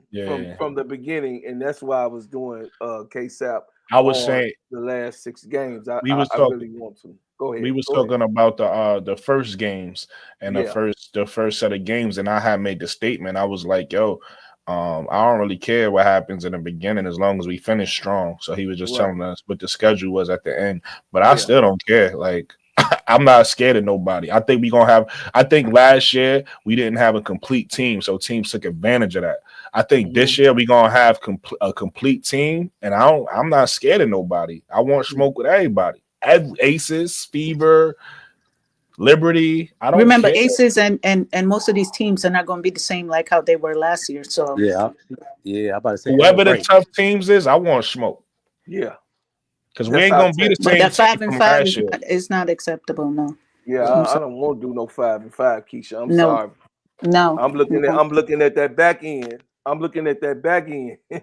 When you look Especially at all the stuff that we went Chicago Sky went through last year. This year? No. At the end of the season, that's when it's not acceptable. That's a fact, Keisha. That is true. That's more important. When we trying to get in the playoffs, that's when it's not acceptable. And well, we gonna get in the playoffs. We want to. No matter what. We don't do right at the end. And I think the only teams that, if you're looking at it, that don't have big questions to answer is Minnesota and New York. The rest, we don't know if the Aces lose a critical player. We don't know if the Fever sign a critical player. Chicago got some holes. Seattle right now, there's some feedback. I don't know if but Seattle might lose Lloyd. Whenever you bring in lawyers, it's usually messy. Yeah, somebody has some feedback. I don't know who that is. Yeah, I don't know if it was that's me. Mike. Because I think this season is going to be weird. And when I say that is, I think it's going to be a lot of teams. Just being 500 is not going to get you where you need to be. You're going to have to actually win some games. And those 4 extra games might be crucial too, because this is a longer season. Right. You have to actually win. And you know, the Liberty can still sign one max player. They have that much cap space. Oh man. Okay. I think when you look at our team, though, again, I keep saying we got a complete team. I think a lot of people, Camilla and Angel was rookies last year. I think a lot of people are so worried about the way Camilla play. Camilla is one of those players where she not going to just get it right away. It's just not. It is what it is. She has to be comfortable. You know, hopefully, it looks like she's doing what she need to do in China. She's gonna come back year 2 with a different coach. I like Tyler Marsh. Tyler Marsh look like he's gonna try to get the best out of her. So I think we're gonna see a different Camilla that nobody's expecting next year. And then when you got what Angel is gonna bring, right? We all see the way she's working, so we got high expectations for her. And then, like I said, we got 3 draft picks, and then we got free agency. We don't know what's gonna happen with the restricted free agents. Whatever happens with them. But we gonna pick up somebody in free agents that's gonna help the team. We're gonna have a better team next year. That's what I'm excited about. Hopefully we get all the players we want. Again, hopefully Kennedy is back. Hopefully Olivia Miles is here, right? And hopefully we got some shooters and defenders, and that's best case scenario. But even in a scenario that doesn't happen, I'm still not worried because we're going to have a complete team. Even if we don't have those players and those names, we're going to have a complete team, and I still want smoke with everybody because of that. Brooklyn, you know what's good about Cardoso? Even if she still has to develop, she's so strong and big, they can just run 10 seal plays for her in the paint where she goes right up. As long as she has a good point guard passing her the ball. She just has to seal her defender, which she knows how to do. And the most important thing I forgot to say, because this is the first thing I thought about, but I forgot to say it, is we got a good defensive team. That's another reason why I'm not worried. So we're going to have a complete team. We're going to be solid defensively, right? The only thing we was missing last year, and hopefully we could shore that up and get something close to it, was a perimeter lockdown defender. We didn't have that because our best perimeter lockdown defender was Diamond the Shields, and she wasn't unplayable. So we couldn't play our lockdown defender, right? So hopefully we get somebody out the draft, not the draft, excuse me, out of free agency, or maybe even the draft, and we get somebody that's 6 foot plus, and that 6 foot to 6'1", 6'2" area that could play defense, that could be a perimeter defender for us, and we are elite. We're an elite defensive team because Kennedy Carter is elite at passing lanes. We seen that last year when Diamond and Shields was playing. Kennedy was in them passing lanes and gone. And then we got a rim protector, elite rim protector, and we got an elite rebounder. And not only is Angel an elite rebounder, she's a multi-positional defender, so she could guard wings, guards, bigs. I want smoke with everybody. Yeah, one thing I'm with you, Brooklyn. One thing we do know. Bring the smoke. Bring it on. One thing we do know. This Chat and Panda gonna be crazy when them Fever Sky games pop off. Off the chain. That's a fact. I mean, not only just Chat, obviously the WNBA, that's their highest rated games. Like Twitter's gonna be off the chain. Like everything's gonna be off the chain. It's gonna feel like playoff games, bro. Yeah. And the good thing about next year is both teams should be good enough to make. Obviously, the Fever was good enough last year, but next year both teams should be playoff teams. And now we're gonna see playoff teams. You know what I mean? It ain't just the bottom of the whatever facing each other. Now we're gonna see two legit playoff teams. That's gonna really be fun. Hey Brooklyn, I know somebody who went to the Sky versus Fever game in Chicago. He said him and his sister. I think he said they spent $200 on each seat in the nosebleeds. Man, yeah, it was like that when I tried to buy tickets. I was like, "Oh, these games is expensive." They're gonna have to move them games into bigger arenas. I'm telling you, like you can't have them in the regular arenas. They got to go to the NBA arenas. Mm-hmm. Hey, K-Side, what's your opinion, man? You too quiet, man. Y'all got it, man. Y'all talking. I'm letting y'all. Hey, I'm letting y'all do it, man. Y'all got it. He say they going on your mind, K-Side. Nah, ain't nothing on my mind. Y'all got it. Y'all in the driver's seat tonight. Tell me about the honey shirt. Then. Nah, I'm not. Nah, y'all keep. You said Tuesday. Hey, no, you said Tuesday. Tuesday. Stop that, Brooklyn. Y'all getting off topic now. Y'all was doing good, man. Y'all continue y'all's conversation, man. Y'all had good dialogue. I got it. So what I was about to say though, going into this league of the Unrivaled, after that, it's gonna be like March Madness, right? Right, everybody? So we're seeing women basketball played at the highest level because college starts the highest level in March Madness, and going into winning the actual championship, right? So we got a high going into the summer because you always want more after the college, you know what I mean? That's just how I felt, after the college championship was. Then I started watching the NBA back at, way back in the day. But from the way this year had kicked off, I was like my wife actually said, she said, "You a crackhead." I said, "What?" She said, day before yesterday, she said, "You get to watch basketball all year long. You a crackhead." I said, "Man, listen, I'm gonna make use out of what we doing as a team, but y'all got to be excited the way that this thing is going."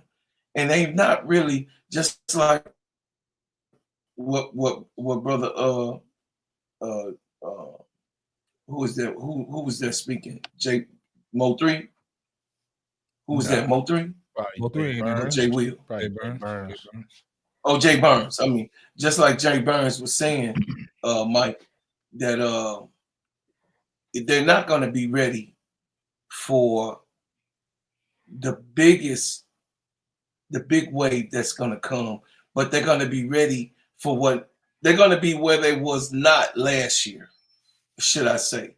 Because, like I said, if Fly-J, y'all don't understand. If Fly-J entered this draft, y'all, do you understand what's going to happen?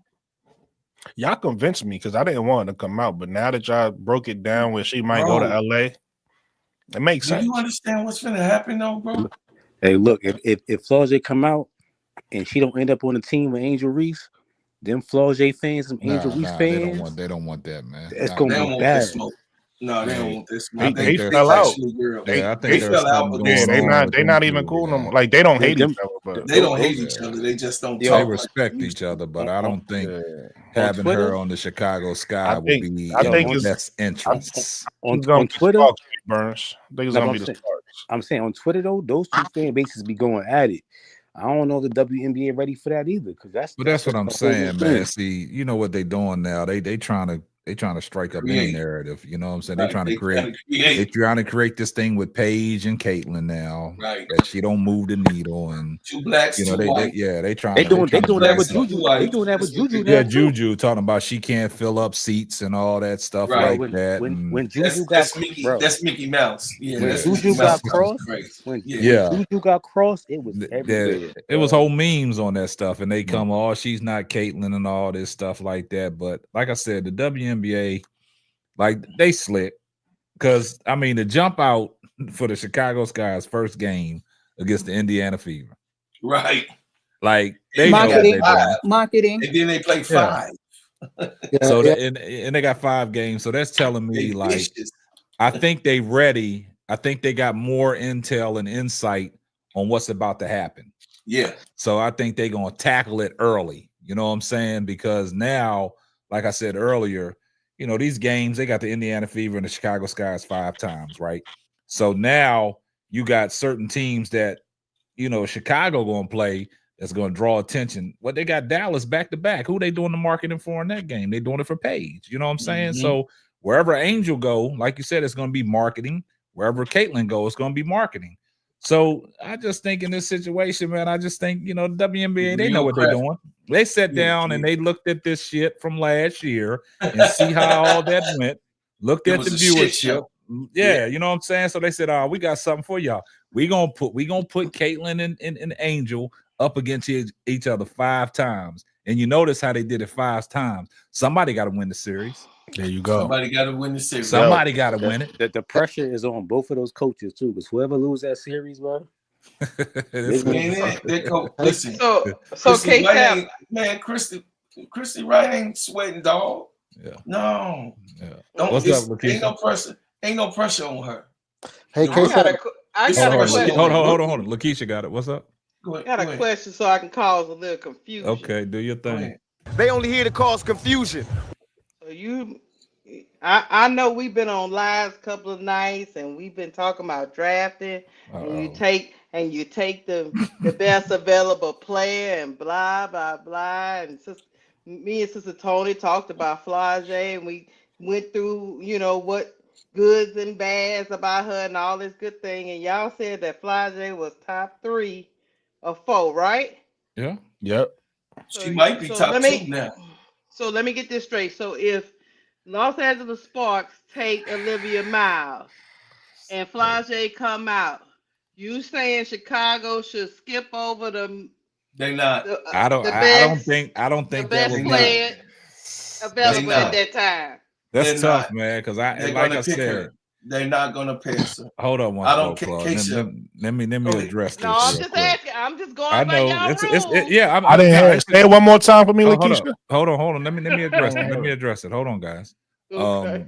I respect that question, Lakeisha, and the only reason why I respect it is because of the fact that it would be a good fit, but I don't think that's in Chicago's best interest, man. What is the fit? I didn't hear it. Well, they talk about Fly-J going to Chicago. They say she would be the next best guard after. I know, I understand Olivia that, but hold up. Miles, right? Let me give you the reason, right?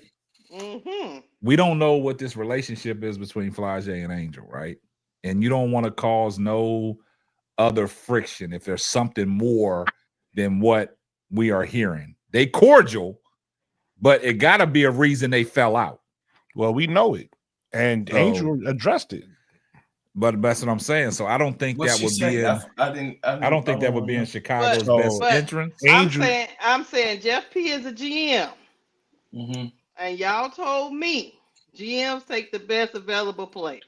Absolutely. Yeah, you take the best available, but you need chemistry too. If the chemistry ain't there between Flage and Angel no more, it could be some disgruntled stuff in the locker room. Well, shit can What is the reason why they went to odds? Kiki then. So can I answer? Let me address this if you guys don't mind. Lakeisha, So who do you take, K-Sap? Man, I'm going for another guard, man. I'm gonna get my opinion after Mike. I'm going for another guard. Go ahead, Mike. Okay, so I'm of the opinion. Stop, man. Wait. Stop, K-Sap. Nah, I'm just saying, man. I'm looking at like that shit can destroy that can destroy a locker room. About money. I understand that. She's gonna be here in Chicago with a rap career. But she's not coming with problems. But you don't know the problem that her. What was the reason? I don't know. What was the reason why they fell out? Go ahead, Brooklyn. Nobody really knows. Honestly. So what happened was when they had that when Angel and Flage and the girl Kateri Poole had that situation, the mothers got involved, and Flage mom said that. Flage mom said that Angel wasn't gonna graduate or something, and obviously that bothered Angel because she still mentions it today. She still say people said, she don't say Flage mom said, she say people said I wasn't gonna graduate, whatever on time. She just said that on the podcast she was with with the light-skinned dude. I forgot the name of that platform, and she said it on her own. She said it on her own podcast as well. And then some behind. I'm sure Flage, because Flage and Angel Reese was tight, and Flage was basically under Angel Reese's wing. So once that happened, that kind of put distance between them, and we ain't know for a long time till Angel came out and said, "You know what? We not friends, we not cool, but it's no hate." So now we know there's a separation there, which is cool. But so that's the answer to that question. As far as them playing together, it wouldn't be my first choice. I don't even want to see it. But if it happened, Kobe and Shaq ain't really like each other. They won championships. Right. So it's like, but hold on, let me finish. What you do on the court, as long as you don't let what happens, as long as you don't let what happens off the court affect you, as long as y'all have that chemistry on the court, you can play together with somebody you don't like. You don't always have to be best friends off the court. So me personally, I don't want to see it, but if it did happen, that they would have to be professional enough to say, hey, we know what we need to do on the court. Let's work together. Give me the ball when I'm in these positions, and we go our separate ways off the court. It can happen because that happens in sports a lot. The big three in everybody don't like each other that play with each other. The big three. Everybody who got Kim. Look at Pippen and Jordan now. That's right. Right. And Pippen and Jordan when they played. Pippen got a lot to say. Y'all missing a big it's really one-sided. But y'all missing the big common denominator. The common denominator was Phil Jackson. That's the common denominator. You got a rookie coach coming in Tyler Marsh. You know, you don't know how that's going to affect that whole locker room if you don't have a coach that's been in the system and knows what's going on. Not just the coach, that's the GM too. I understand what you're saying, K-Sap, but Lakeisha, there's one.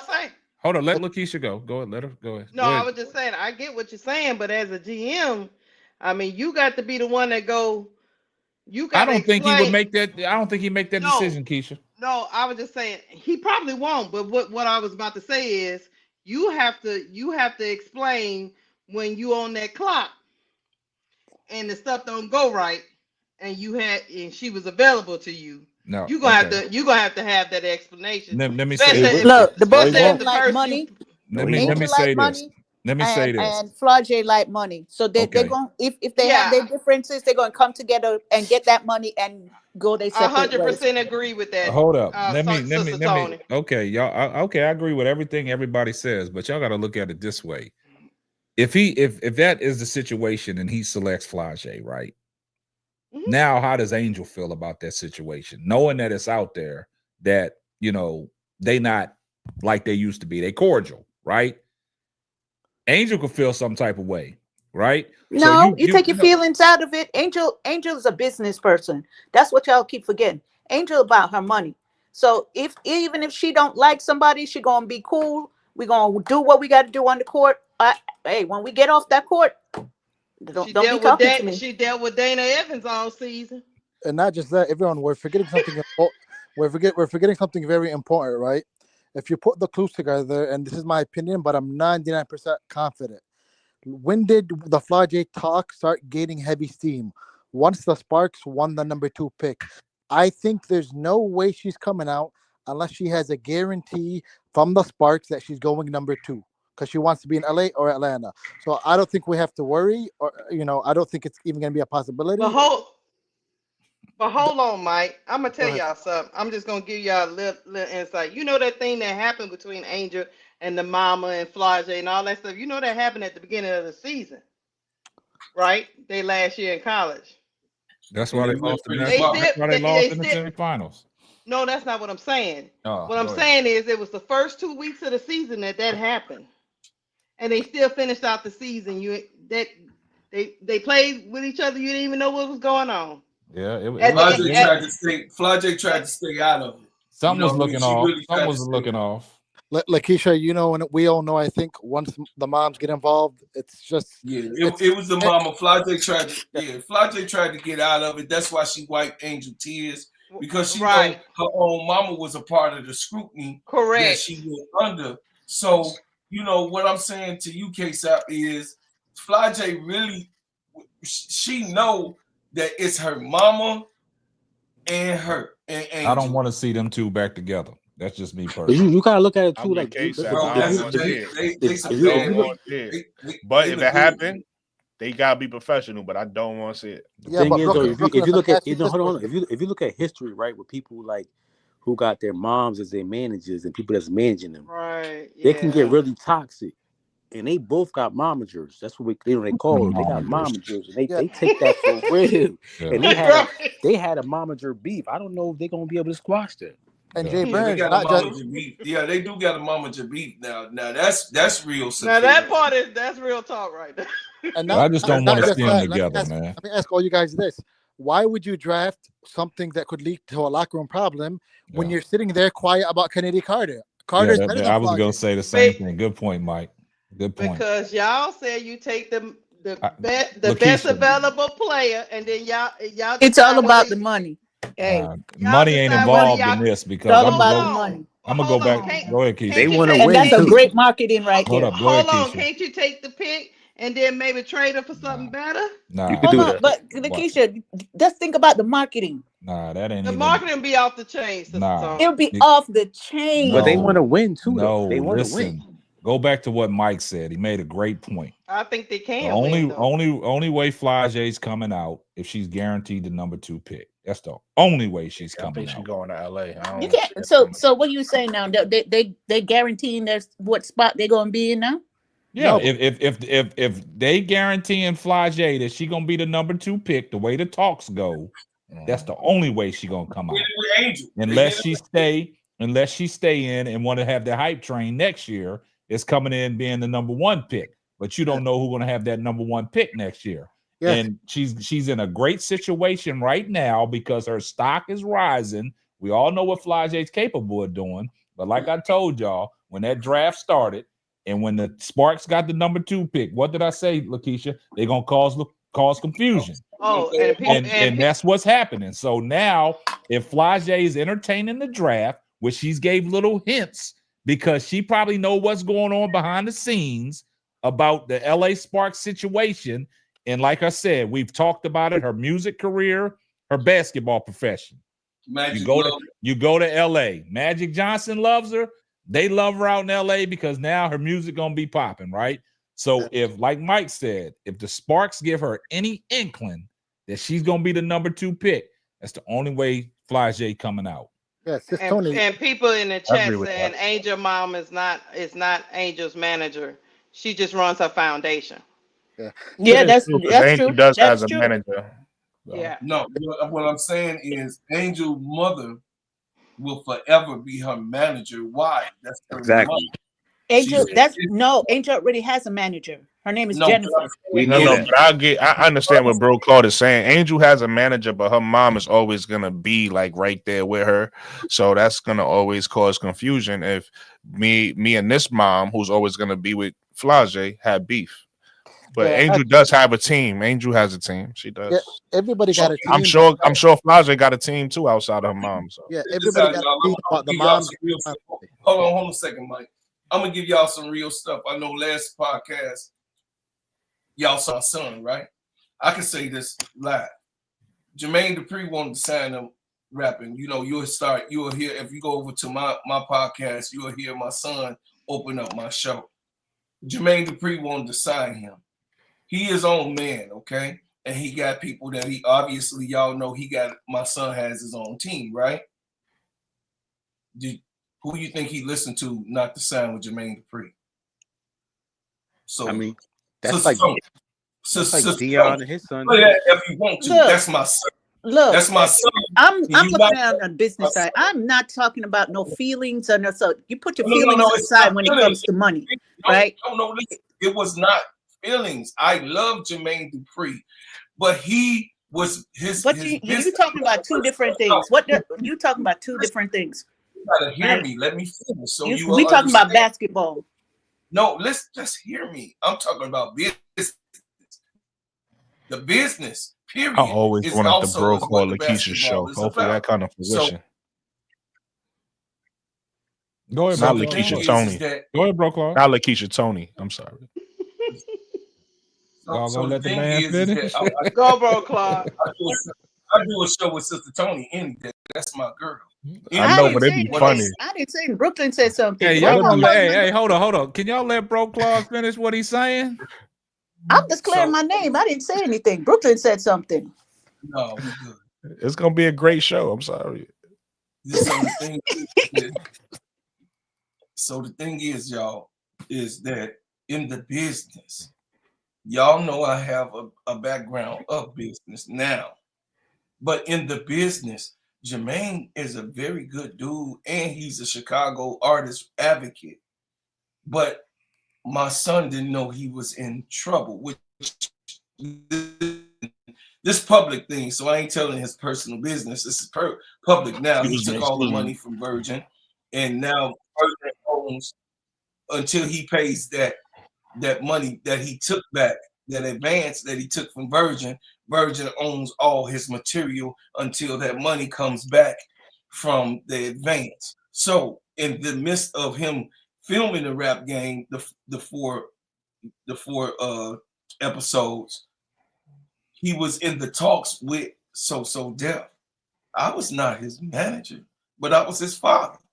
And I said, no, you're not taking nothing. And we not doing that because my man is in trouble. That's because I knew the game. And her mother is the same way. Her mother played basketball, Sister Tony. I just wanted you to see the aspect. She played basketball. Her daughter is playing basketball because her mother played basketball. My son raps and is in this industry because his father was in this industry. So who you think she's going to take word from? She's going to take word from her mother, period. He told you. He didn't tell me nothing. At the end of the day, we're talking about money. And you put your feelings aside, right? Don't listen to him, Sister Tony. Look, you put your feelings aside.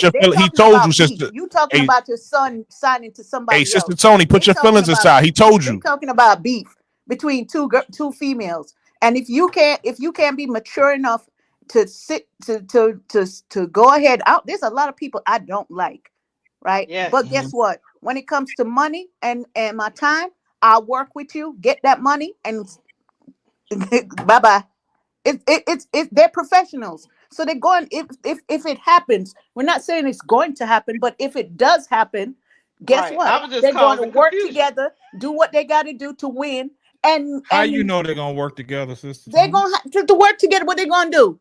If it happens that they both Hey, Sister on the Tony, same put your team, feelings then aside. ain't nobody putting no feelings aside. Ain't nobody no feelings. I'm talking. They're talking a point. But they don't have It's no about history with business. kids. It's not about your personal but feeling or what mama feel or what dad. Mama not playing. But listen, I'm just playing Donnie Cox. Everybody can't always put their feelings to the side. Some people can. Well, then you shouldn't be in the industry. Well, hold on. No, what you mean? They can be in the industry. No, because if you can't work with somebody that you don't that you and them have beef, and it's a stupid beef anyway. I mean, for real. Some people will put principle over money, though. Some people will put their principles over their money. Not everybody is so money hungry that they're gonna let certain things slide. Not everybody is the same when it comes to money. Some people will do things outlandish for money. Some people are gonna be like, I ain't about to sell my soul for that dollar. You know what I'm saying? Well, hold on, Jay Burns. Let me ask you a question then. Say like Angel and Flage didn't have any beef. Let's just put them out the window. You know, Flage brother jumped What across floor that. we on? Yeah, you remember Flage brother jumped across that railing on Camila Cardoso. So you saying, you know, the Sky wouldn't draft her because Camila Cardoso and Flage was about to fight? They didn't like each other. I just don't want to see them two back together again. That's just me personally. I mean, y'all can say what I know. Y'all can say everything that y'all want to say. We can use that same thing and say we don't know. But Angel and Cardoso never liked each other, and guess what? They on the same team. They definitely didn't. Not in college. Come on now. Even if they still don't like each other, they on the playing professionally doing what they got to do. Come on now. You just threw them out the window, Lakeisha. I want to know what floor they was on. Let's put them out the window. I think he was in section 1, really. Man, can we move on from Flage and Angel Reese, man? Okay, I'm sorry, Kate. Nah. You asked a valid question, but I just gave you my opinion. I just don't want to see them two together again. Let Flage go on her separate way to another team and do what she got to do. Let them have their own team. Yeah, exactly. Okay, so then we'll get Kiki after the other girl, right? Man, look, we got to put it together. Shit. I mean, but listen, like I told, put it together. Like I told Wody Mac yesterday, if Kiki falls to us, we draft Kiki. Yeah. We hop on the phone with another team that has something we want, and we say, "What you trying to do?" Yeah. Move on from that number 10 pick. If you get Kiki, move them. Package something up from It's that. It's somebody out there. Listen, we get Kiki, and we call the Mercury and say we want Kai back. What you trying to do? Now everybody's satisfied. You get Kalia Copper back.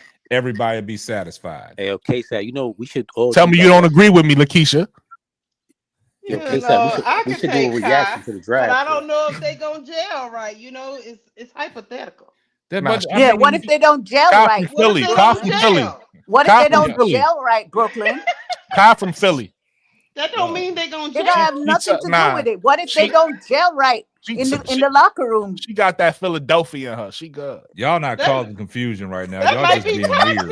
That might be toxic, Brooklyn. What if they can't work together? What if they don't like each Y'all other? being weird now. You That's know? what y'all being weird. Y'all just being weird. I see what they doing. Oh, they poking fun at certain people on the panel. So that's why I'm putting cases on all you bitches. Y'all just being weird now, man. I mean, I'm gonna start. They just can't get along. I'm gonna start calling y'all Jeff P. Shit. you should have played a KSAP. You should have played the Martin one. Yeah, get the step. Yeah. But nah, I mean, I just think in this sense, being being sincere, man, being serious, man. I just don't want to see them two back together. I love both of them. Let I'm a root for both. Exactly. And guess what, K-Sap? I actually do agree with you. I do want them to be comfortable. I was just causing confusion. I don't want people to be in uncomfortable situations, but you have to understand some people gonna come to your team that you don't like. I mean, I understand that. You know, Dana, I don't like Dana Evans, but you know, you had to play with her. But you know? see, that's altogether different though. That's apples to oranges. We talking about a situation in college, right? Between Flage and Angel, right? And we know they can ball out together, right? But at the same time, the mama's made it messy. Well, Flage's mama made it messy. Let's just move on from that. You know what I'm saying? I know y'all saying that Angel Reese and Camila Cardoso didn't get along in college because they competitors. They going at each other on different teams, right? Yeah. But you would love to see them play. Like a lot of people hate Patrick Beverly, but they want him on their team, right? Because he's an irritant, he's a peasant, he's a pest, right? So Angel and Carmilla going at each other, that's good. You know what I'm saying? So now they playing with each other. So now they benefiting off of each other. But does Angel and Flage situation? I understand. Let's go your separate Flage way. mama hit below the belt, you know. So. And that was a gut punch. Allegedly. Yeah. I mean, We're gonna say allegedly on this. Nah, I Shout out to Flage mama. Shout out to Angel Reese mama.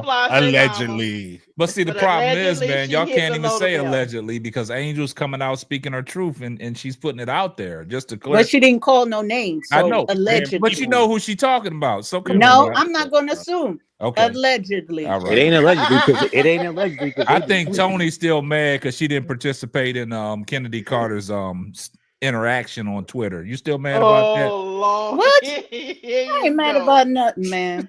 Now that's confusion right You trying there. to say she mad because she wasn't a part of the poll? Yeah, she wasn't part of the poll. Right. She didn't participate, man. Come on, Tony. I'm Stop not that. concerned about that, dude. Stop that. I'm not concerned about get out that. your feelings. I'm just getting on. I'm going on Keisha's side so I can start making problems with y'all. I'm here to cause confusion. Ain't that right, Brooklyn? I love it. I will say this, Brooklyn. It was a valid question, though. You are very optimistic. You say even if we don't get Kennedy Carter, we're gonna be all right. Absolutely, we will. You got to think that way, man. I And that's why I was look. Here's my 4-2 coming out the gate. Here's my thought. Okay. If we don't, I want Kennedy back. Let's be clear. But you got to think. You got to think like this. You got to think about plan A, B, and C. If we don't get Kennedy back, I think we should make a push for Drew Lloyd because I really like Drew Lloyd too. So if we don't have Kennedy back, because you got to realize too, a lot of people be trying to push players on the team, but ain't no fit for them. So for example, my favorite player in college is Isaiah James, but y'all haven't heard me say the Sky Nita because ain't no fit for her unless you're gonna come off the bench. But no Kennedy Carter.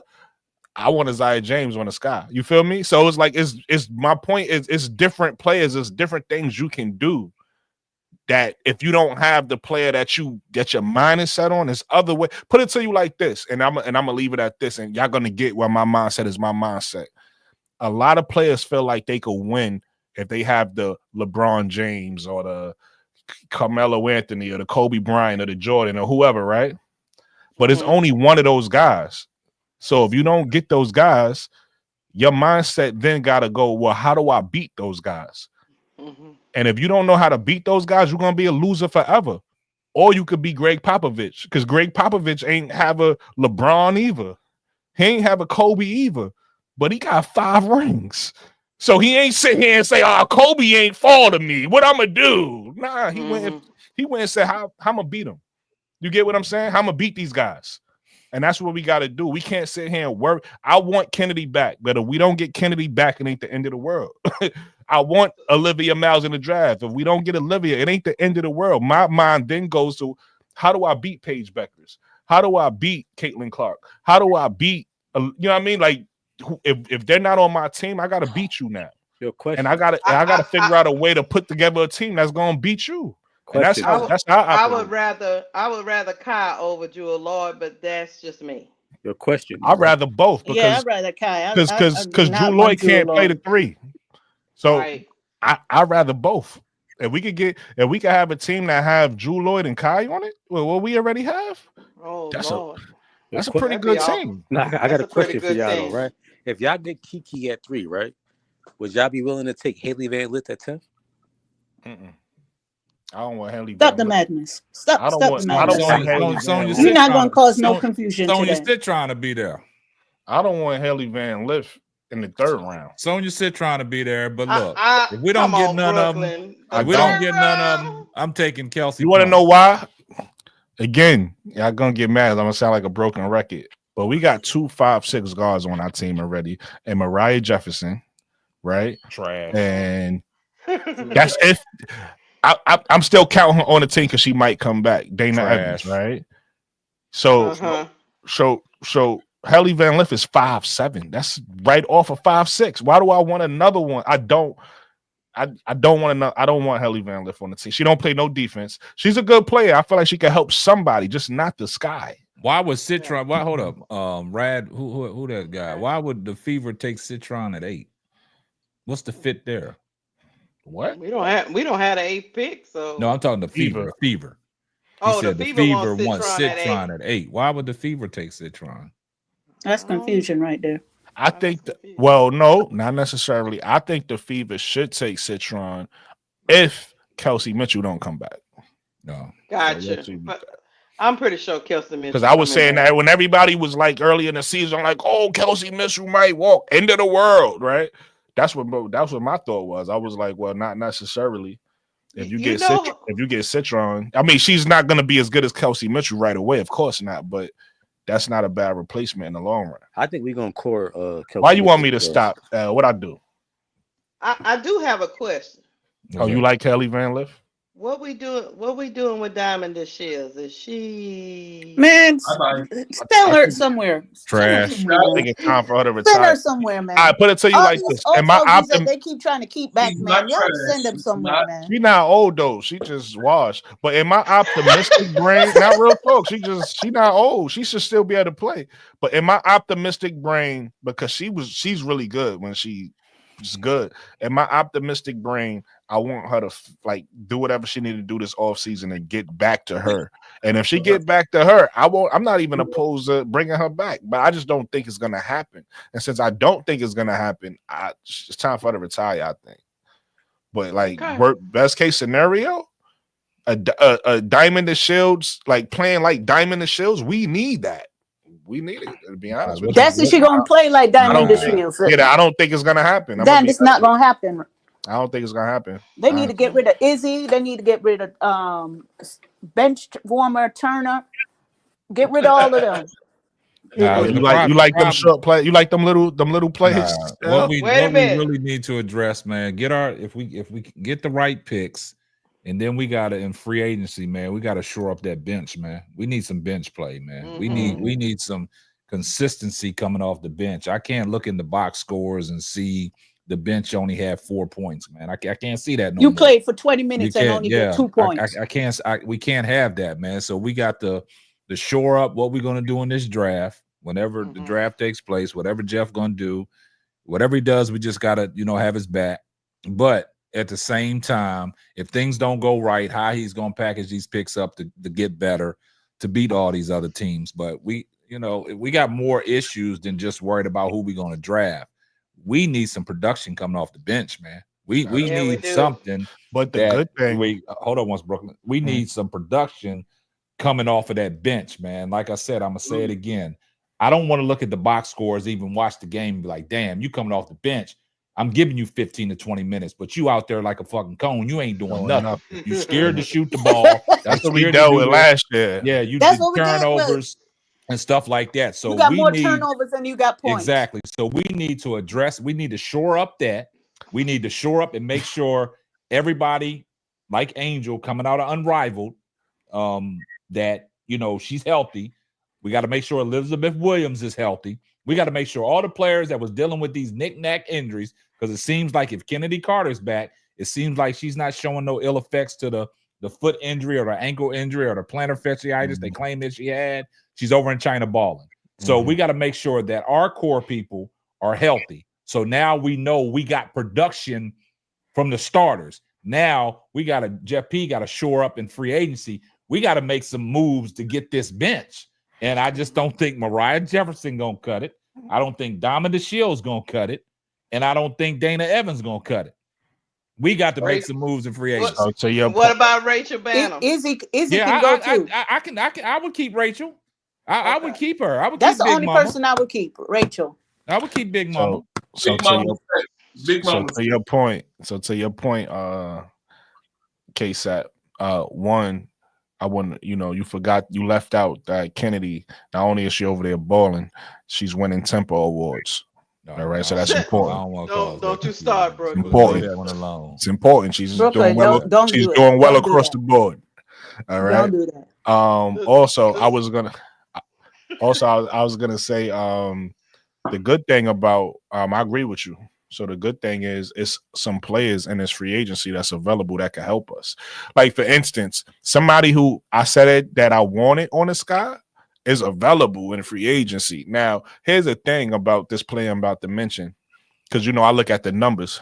The eye test, when I look at her, tells me she could be a really good off guard. Like, she could be a really good, you know, small forward, really good off a Kennedy player, Kennedy Carter, what she does, she could be really good off her, but the numbers don't tell me she's that good. The numbers tell me she's like average at best, like she's mediocre. That's Kia Nurse from the Sparks. I really like the way she shoots the ball, but the numbers tell me she hasn't shown at least that she could be like a number 2 player. So I don't know. She's not consistent.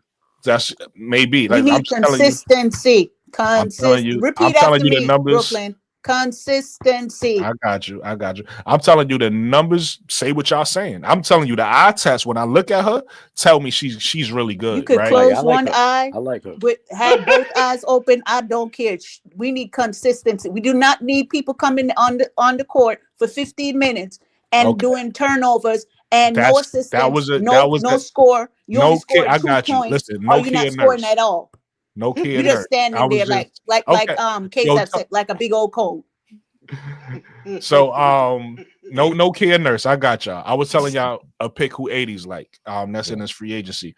But it's a lot of players. You got Tiffany Mitchell's, you got who else was out there? So you talking about the people that are Brooklyn, you talking about the people that's in free agency?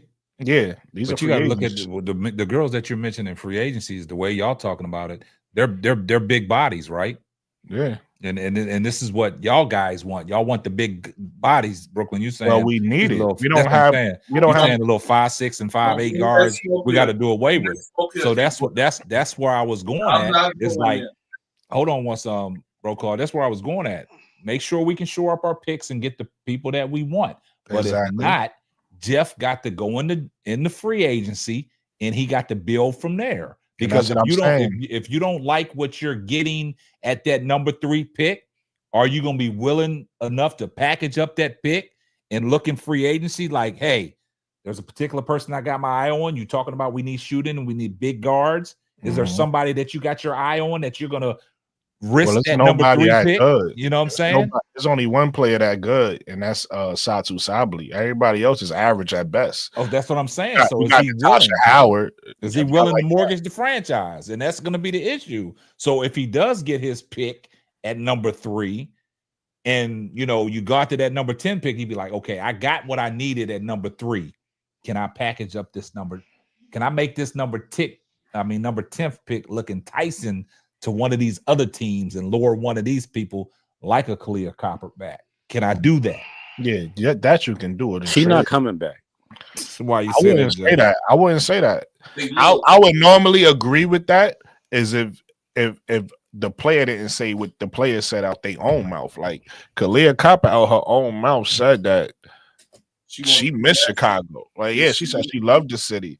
So she really didn't want to leave. She had to leave because she felt like it was the best thing to do for her career. But I don't think that if she had an opportunity to come back, she's not Gabby Williams. Gabby Williams ain't coming back. I think that the Chicago Sky want to prove after this season if they can get her back, to me, honestly. With the front office and everything going on, they want to just prove to her to get her back. I don't think it's a foregone conclusion that she's coming back. I just think it's a possibility that if we can get her, and if it's a trade, it ain't her decision anyway. It's a trade. Right? That's true. That's true. Well, look at this: Ariel Atkins or Brittany Sykes, both of them from the Mystics. They ready to get up out of there. But to piggyback off what Brooklyn just said, all these trades we're talking about, it's not up to the players; it's up to these teams. No, I'm just saying that they're ready to leave Washington. Ariel Atkins and Brittany Sykes. You got what I'm saying? And they big guards. Brittany Sykes, I would take Brittany Sykes because she hustles under that court. Man, I would take Kelsey Plum. I'll take Ariel Atkins. But I'm not. I would never. No. You causing confusion again, K-Sap. That ain't causing confusion. She 5'8". They said they want no more little people. Hey, Kelsey Plum a champion. She knows she got grit. She can shoot. Dog. Where is she gonna fit though? She coming off the bench? Or she replaces Kennedy Carter. If things don't work out the way we want them That's to what work I'm out saying. in Chicago. If Kennedy Carter's not there, I could see that. Yeah.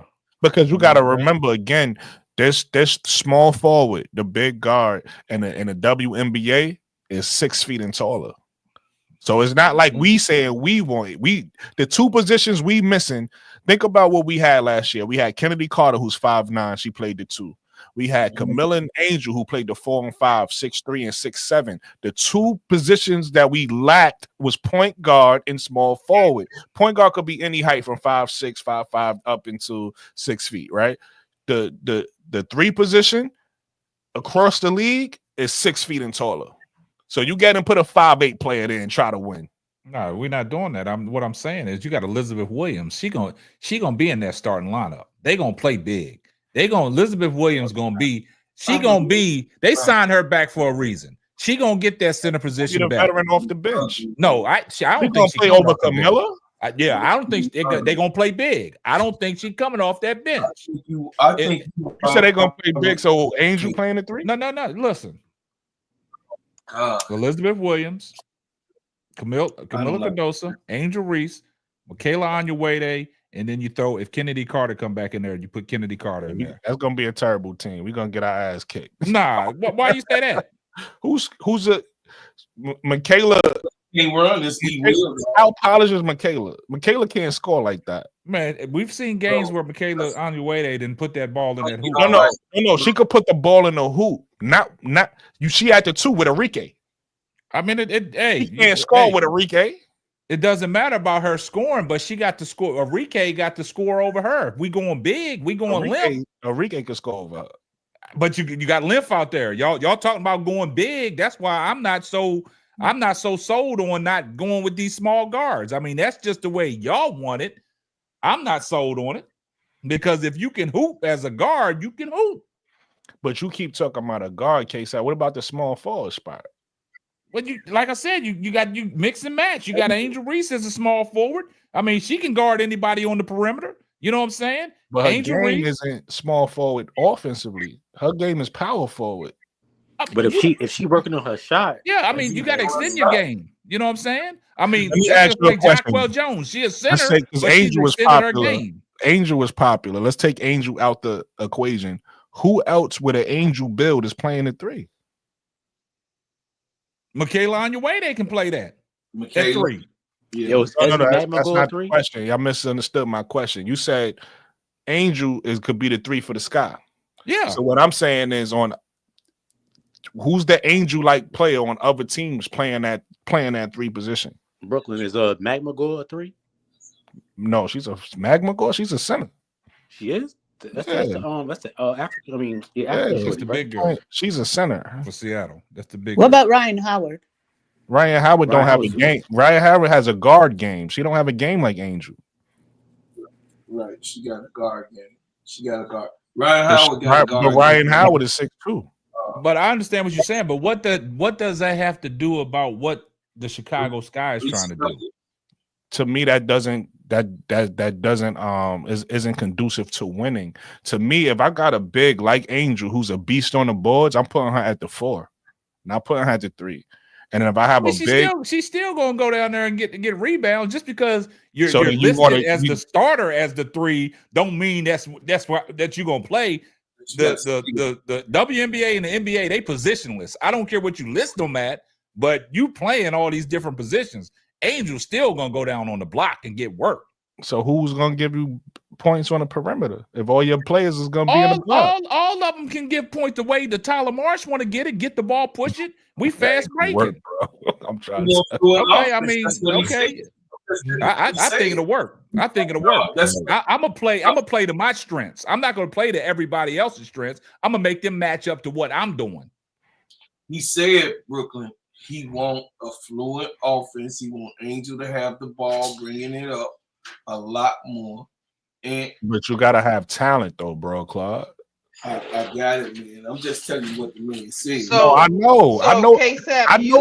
know how he gonna play, but you gotta have the players in the right. So you want Angel to play like Fee? I mean, I think she got that potential because if y'all saw last year, everybody said if she get a little mid-range game and step it out to the perimeter, she could be like Asia Wilson. What's the difference? Asia Wilson don't play the 3. But I'm talking about her game. Asia Wilson don't always be down on the block. She out there on the perimeter. She got a first step. She can create off the dribble. She can knock down the 3. But she she's got a still pull-up out there game with guards. Angel could be out there with guards if she But working that's on what her I'm game. saying. I agree. That's how I think she should play out there with guards. You just said no. You said Michaela, Angel, Camilla, and E. Well, that's What's a wrong with terrible that? lineup. Why'd you say that's a terrible lineup? Because they don't have the skills to play together. You can't do that. You can't say they don't have the skills. People in the chat are saying they want Angel to play like AT. Because Alyssa Thomas? I want Angel to play like Angel. I want Angel to do more scoring though. But I'm right. What they saying is, hit them threes and hit them AT two. comes out, she goes in. She comes out, she goes in. You Man, know what AT I mean? ain't doing no scoring, man. She just No, with the scoring, they just saying play like nah. her. You talking about AT? If you say AT, if you want her to play like AT, I'm trying to minimize to what AT does. If No, I'm not talking about that. I'm saying with the scoring. That's what I'm saying. I submit to the chat, man. If y'all feel like that's what they saying, and be more of a playmaker. But nobody that's just knew what that they Golden say. State small ball would work, but it worked. True. But they I mean, but you want to play Angel at the 3. Man, I think Angel got the capability to play at the 3. I'm saying Golden Y'all State. trying to minimize Angel's game, man. Don't do that, man. She definitely can do various amount of things. She could put the ball down. She could shoot the ball, y'all. We know we ain't gonna fall into the hype they trying to sell us. She could shoot the ball. She could put the ball down. She could run the offense. Also, she a great passer. She got good sight and vision, court vision, and awareness. So I don't see no problem. I feel like Angel got guard ball skills. Yeah, yes, she do. Hey, y'all gonna be surprised when Tyler Marsh throw a off-brand lineup out there, and y'all gonna be coming on here and be like, "Damn, why Tyler got that lineup out there?" Tell you one thing, get him play with me as a fan and see if I'm gonna still be a fan. Get him play. Stop that, bro. You can't jump off the ship that quick now. No, my brain is thinking. My brain is thinking. Make smart decisions, Jeff. Play with me. But see, now look, when Jeff come out there with an off-brand lineup, then y'all gonna say Jeff causing confusion. I tell you one thing, that lineup will be big. That's for sure. And if y'all just listen to the way they talk, that's why I'm saying that type of lineup. Don't be surprised if he don't throw a lineup out there like that. First you know of what all, I'm saying? I would hate to see Camilla at the 4. That's nasty work. Yeah, that's well. If Camilla out there working on her jump, well, she got a jump shot. She just don't take it. But Brooklyn, who playing the Camilla can play the 4. But she doing that in China now. She doing that in China right now. She's shooting the ball. That's what I'm saying. So if these She girls is shooting like I ain't never seen Camilla shoot if these like girls that. are working on the game like they supposed to be working on the game, and from what we've seen, then I don't have a problem with Tyler Marsh trying to find a connection that's going to work. So, K-Sab, you telling me the same person who told me that Camilla was a cone D and she couldn't get back on D, you want to see her at the 4? Yeah, I mean, if she working on her game the way she over there balling in China, she's showing improvement. I'm talking about moving on defense. Oh, You yeah, said she moving on defense over there too. Last year, she was just lost in the shuffle. I don't think her confidence was there. Brooklyn. Yeah, her confidence wasn't there. 3 bigs and two guards. He want a big lineup. Well, that's what he been talking about. That's all he's been talking about. I really do believe Camilla can play the 4, but that's just my opinion. I never seen with that lineup y'all just mentioned. I never seen that one in the NBA. Who gonna guard that? Who gonna guard that though? That's easy to guard. I could guard. Nah, I don't think it's easy to guard because you can get punished all the way around the border. I don't know about easy. No. That's easy. That's not an easy cover, Brooklyn. If you look at it, that's some trees around. Yeah. If you walk out there with that lineup, I'm gonna laugh at you. Don't do that. I don't know about laughing, but I'll just be sitting out there to see what I'm happens. Y'all don't know what y'all man Tyler Marsh gonna do, man. How many threes you think that lineup could shoot? Ah, shit. If Angel's stroking, No. That's the wrong question because they can shoot a lot. How many threes you think that lineup is gonna make? I guess it don't matter. If they shoot a lot, they at least hit like 30%. I want the balls going up. I want them going up. Hold on for 1 second. Let me address this. Confusion, bro. Hey, hold up. Let me address this real quick. I appreciate the Here comes the money. Sports 263. Appreciate the $5 super chat. If Tyler wants Angel to be a 3, he will make her a 3 because she will be capable. The skills are there. I agree with that. Let me ask you a question. Whoever made Draymond a 3? Draymond made himself as 3. He made himself a 3. Draymond ain't never. All right. He made himself. Draymond made himself a 3, 4, and sometimes can play the center. Well, hold on. Let's start here. Do you think? Hold on, Brooklyn. Do you think Angel can play the 3? No, not right now. I think she has a. I think Angel has the skill set where she could develop. But today, I don't see it unless she made those types of leaps and balances since the season. Okay, I won't put it past her, but I don't think so right now. No, she can't. Listen, go look at her senior year in high school. If I was why are we talking about high school? She ain't playing high school in like 6 years. Yeah, you going way back. We was talking about in high school. I was saying she played a point guard. You going way back. We talking about the pros. You talking about high school now? Come on now. You saying you can't get on the bike? Ain't got nothing to do with it. Ain't got nothing to do with it, man. You talking about high school? You just took it to another level that you didn't need to go to. Well, I understand where he's coming from. I get what he's saying, but yeah, I get what he's saying. Hey, Bro Claude, watch this. Hey, Bro Claude. Go ahead. When the last time Anthony Davis played the 2? In high school? Okay. You think you can play the 2 today? Yes. Anthony Davis don't want to play center, and he's made it abundantly clear. You think Anthony Davis can play the shooting guard against Anthony Edwards? In high school and in the playground. You talking to me? I'm in Chicago, brother. High school ain't the pros though, bro. Didn't you see him say twing? Didn't you see him last year do it? I mean, I'm just being honest. He got. Oh, yes, he did. He showed you a flash in a couple of the games when they said, "Oh, he's showing some of his point guard skills." Don't you hear him say that?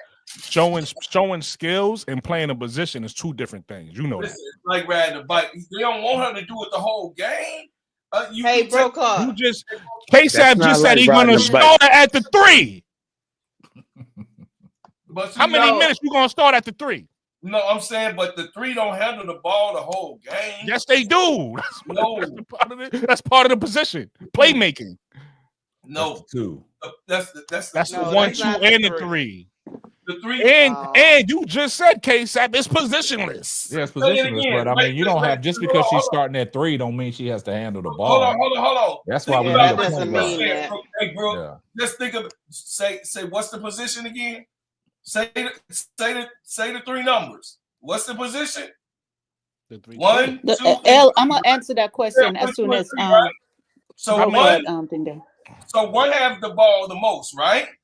Then 2 is secondary getting the ball, right? She's gonna be the 3rd option. I don't have a problem, or the 4th option. I don't have a problem with that. I don't have a problem with her handling the ball 3rd. The only thing that Brooklyn, the only reason why we disagreeing with you is because we feel she can play the 3. You don't feel she can't. You don't feel she can play the 3. So that's what for one, Brooklyn, and respectfully, hold on. Let me just respond. Let me just respond, Tony, and then you can let me answer L's question. Then you can respond and do whatever, right? The reason they keep comparing the men players to the women is because they're not they're new to the WNBA, so they don't know any of the games or so. As maybe KSAP does, but the rest of them they keep going back and forth to them. They say they're trying. So we gotta give them some grace. Hey, look, give them some grace. Let Brooklyn answer the question. Go ahead, Brooklyn. You got the question, and we're gonna wrap it up, man. I ain't going all night tonight, man. I'm gonna be like Brooklyn. Oh no, we were just talking about I'm gonna shut it down. Go ahead. Go ahead. Y'all finish. Go ahead. Oh yeah, Brooklyn. I was just saying some of us feel she can play the 3. You don't feel she can play the 3. I think that's the only difference in our opinions. That's all. Okay, and I was gonna say respectfully, disrespect. I was gonna say, No, I mean, I don't know why or what, because the difference in between what I'm saying and what y'all saying, right, is Angel hasn't shown me yet. I know what she did in high school, and I know what she did in college, and I seen what she did in the pros. I'm talking strictly from pros right now today with your skills, is because your skills change over time. So what I'm saying is Angel hasn't shown me that she's a small forward. So I don't know what, like, it's almost like y'all making this fantasy up in y'all head that y'all want her to do something y'all ain't never seen. If she's shown it, that's one thing. She couldn't even, respectfully, and I love Angel. I don't know why y'all making me talk bad about her. Angel, don't kill me. They doing this is dumb. They making me do this. Angel couldn't even shoot the ball last year. She got excited because she made a 3 at the end of her last game. She made a 3. Everybody got excited because she made a 3. And y'all want her to play the 3? Y'all sound crazy. Don't bring out the monster in me. Y'all just making shit up. Oh, Angel can do this. I bet Angel can fly too. No, Angel is not me. They made me do that. I love look. you, Angel. They made me do that. Hey, look, Angels, look, she ain't watching the podcast no more. You just shit on her, Brooklyn. Hey, nah. All jokes aside, man. Look, man, we almost 3 hours in. She got a jump shot. These lives be going too long, man. Y'all know that, man. Y'all see, that's what y'all be doing, man. Y'all be doing that on purpose, man. Told you, but man. Off time, baby. 6 to 8. Yeah, I'm gonna do it, man. I'm gonna have to do that, man. When I go live at 9, 11 o'clock is the cutoff, man. There you go. Now that don't mean you don't go past 11. That just means you gonna cut off great. Look. This is what you do, K-Sap. Nah, I ain't gonna cut off greatness, man. But this is what you do, K-Sap. You look at the clock. You gonna see it's past 11. That's when your mind kicking. I gotta start wrapping this shit up. Because we passed 11. Do the money thing now. You gotta get the money. All right, see Go there. get Y'all the go. money, See, K-Sap. hold on. You can make it like a the people that like subscribe to your channel when they pay, you can do like an after hours. Oh yeah, I got that. Yeah, that's what I'm gonna start doing, man. Everything gonna be switched up in 2025. Watch what I tell y'all. Hold up. Sing. Oh damn, I don't even know what the shit. I'm all delusional. Here comes the money. What you laughing for, Lakeisha? Hey, shout out to Sports 263 for the $5 super chat. Angel can come back the way Olivia Miles came back from the 3-point game. The Seattle game showed me that she could shoot. Yeah, you're right. Now, hey, everybody stop. Don't. Okay, we. Hey, look. Can you put that back up? Because I just want to point one thing out. Nah, Brooklyn. We leaving it alone, man. Please. No. Go ahead, blow card. See, look at y'all, man. Look, hey. I just want to point blow one card, thing end out. the show. The key word she had in there was show me. Yeah, show me. We good. Hey man, I appreciate it. Hey, hold on. Hey, stop. We stopping right there. We stopping right there. Y'all gotta save some more of y'all stuff for the next show, man. Yeah, you know we be on. Listen, you going live tomorrow? Yeah, I'll be back on tomorrow. I'm going live tomorrow. So we gonna do this Brooklyn going at 6. What time you going, Brooklyn? 6 to 8, baby. What's tomorrow? So I went Tuesday. Okay, Tuesday. Yeah, I'm good. Only reason why I went live tonight because I had practice. I didn't get home till 9 o'clock, so that I had to fire it up as I was driving. Had to make my stuff and load it on up. So when I got in the house, I told my son to light me up. So but I appreciate. I'm sorry, Keisha. What you laughing for? The chat, they say, I hate to say it, but Ben Simmons been making threes in practice too. See, now they glazing on Angel. I love it. I like it. Angel, I love you, Angel.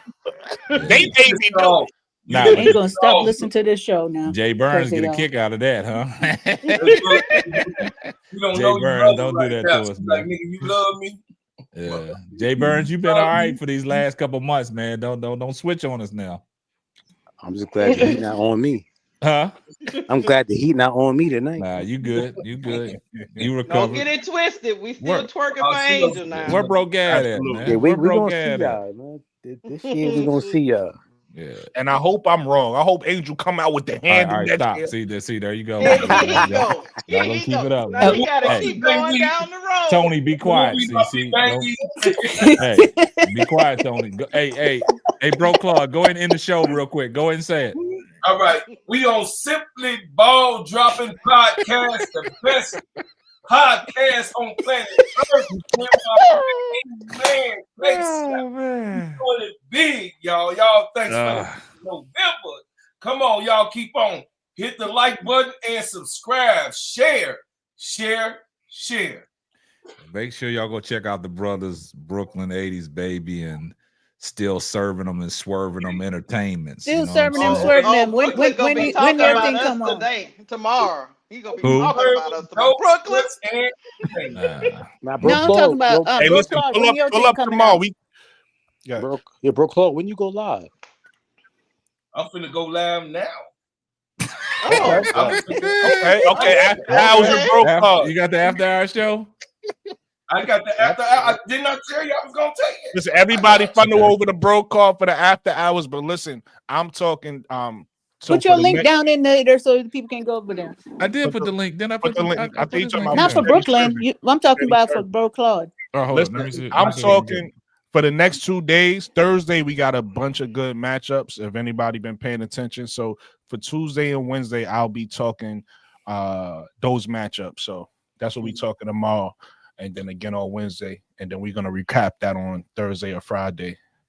So if y'all want to talk, what you talking about tomorrow, Brooklyn? December 5th, we got Kentucky versus UNC. Oh, so you're doing the preview. I'm just previewing the game. So y'all want to talk that. That's what we do. We did that today. So I'm gonna figure out a topic tomorrow about the games and so we talk about, but we still gonna talk about the games tomorrow. So you gotta let them know what time you're going, and because you got 6 to 8. They asking about the expansion draft. Is that coming up soon? That's December 6th. That's why I said December 6th. I'm gonna touch on that too. But Bro Claude, your YouTube channel, it's not what is it coming up? What am I searching? You see what it says? Steady ENT. That's what I put it in there, but I don't. It's not Steady popular. Serving ENT. Oh, it's just steady serving ENT. Yeah, Steady Serving ENT. Okay. All right, hold up. You see it? Nah, I see Steady Serving Records. That's us. That's us.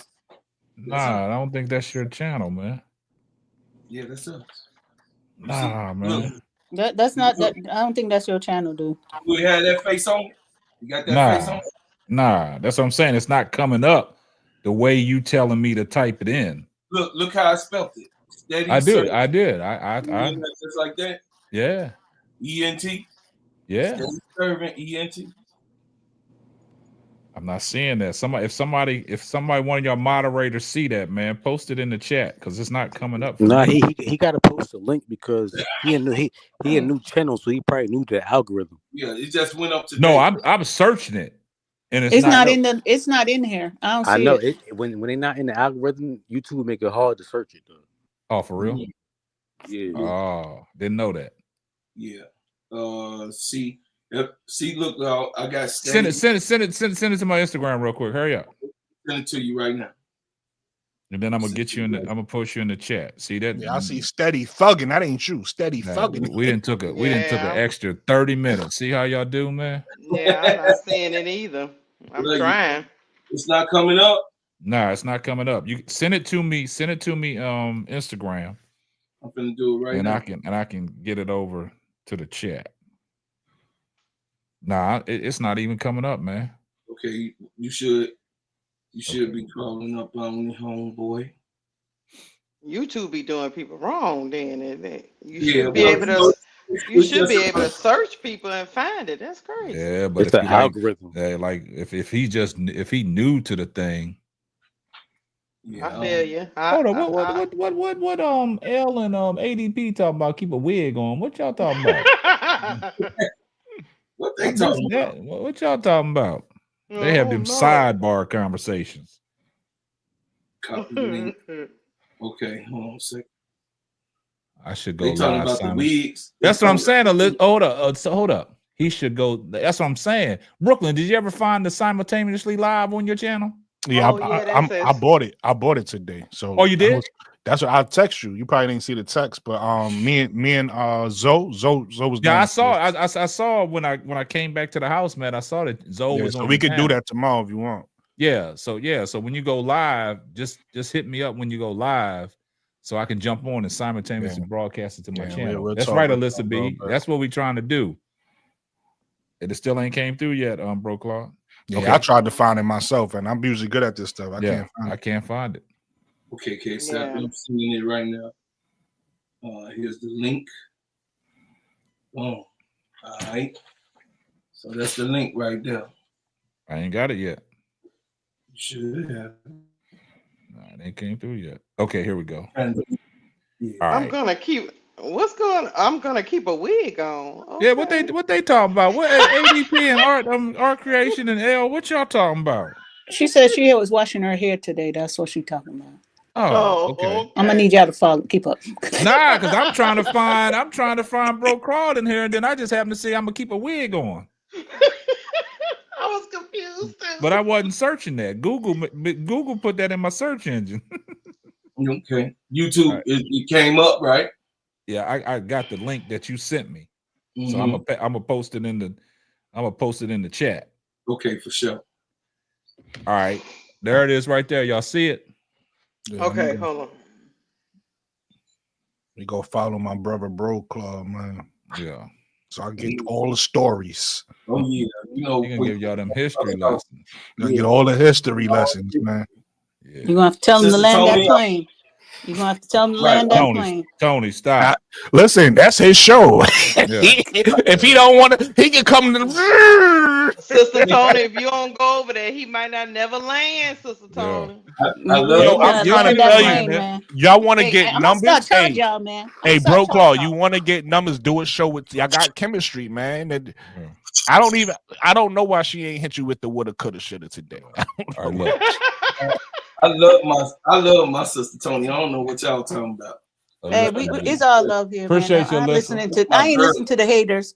All right, look, guys, we're gonna shut this down. Right? And I hit the bell notification. Oh my man! I got you locked in too. I got both of y'all locked in. So I got my man. So we finna go live. He over there. And I ain't like you. I gotta figure out how to do this. I gotta get the animations on the screen. Forward and going back and forth Not like the that. gingerbread man. Look at the gingerbread man. Lord, have mercy. Not on there talking about haters going hate. You see?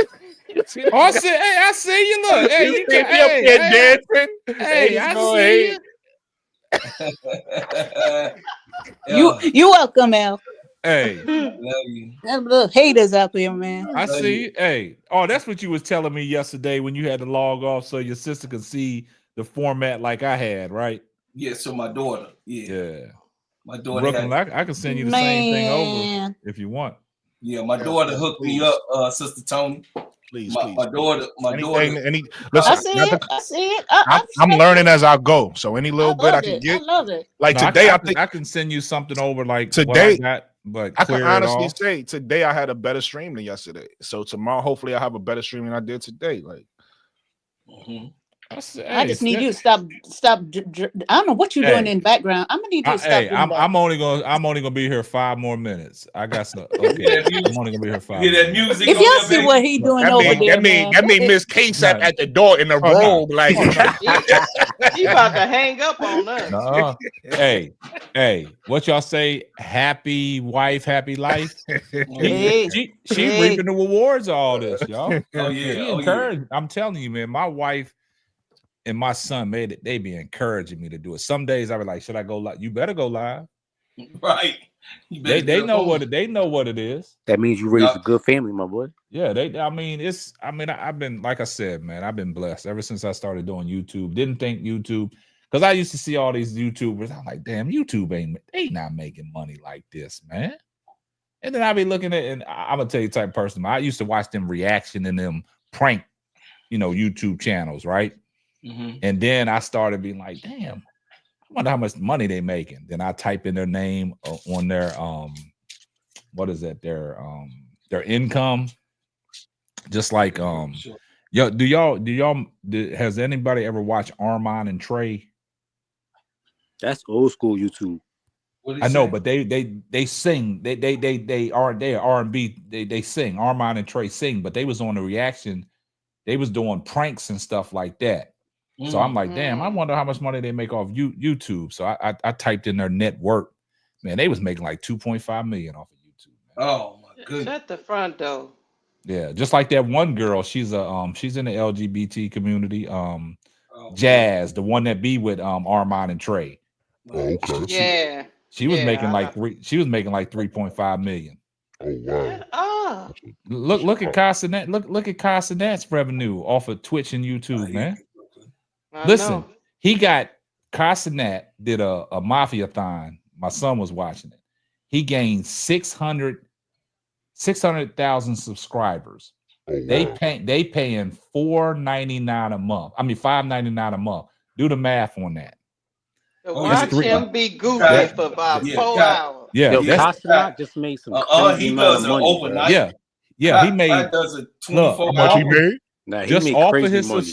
off of his subscribers, off of his Twitch channel, he gained off of that mafia-thon. He gained 600,000 subscribers that pay 600,000 subscriptions that pay $5.99 a month. Somebody do the math on that. Mind you, this is second one. This is second mafia-thon. Yeah, that's 3.45 million. Day, don't he? 3.5 million. That's you said that's how much? 3.5 million or something. Oh wow. 24 hours. Yeah. 24 hours. Yeah, he be on 24 hours a day. On YouTube, man, he got over like 10 million subscribers. And he'll go to sleep. He'll go to sleep with the YouTube on. You see that house Kevin he was Hart in? come over, wake on back up. Yeah. You see that house he was in? Oh yeah, no, that's his house. Nah, that's not his house. That was the sponsors paid for that house for him to do the mafia-thon in that house. That's not his house. His house is in Atlanta. It could never be his house, and they be burning up stuff and doing them firecracker and all them stuff in there. They're craziness. Yeah, but that's But them kids love it. That's the problem. Kids love it. Yeah, he got what's his name? Kevin Hart down there.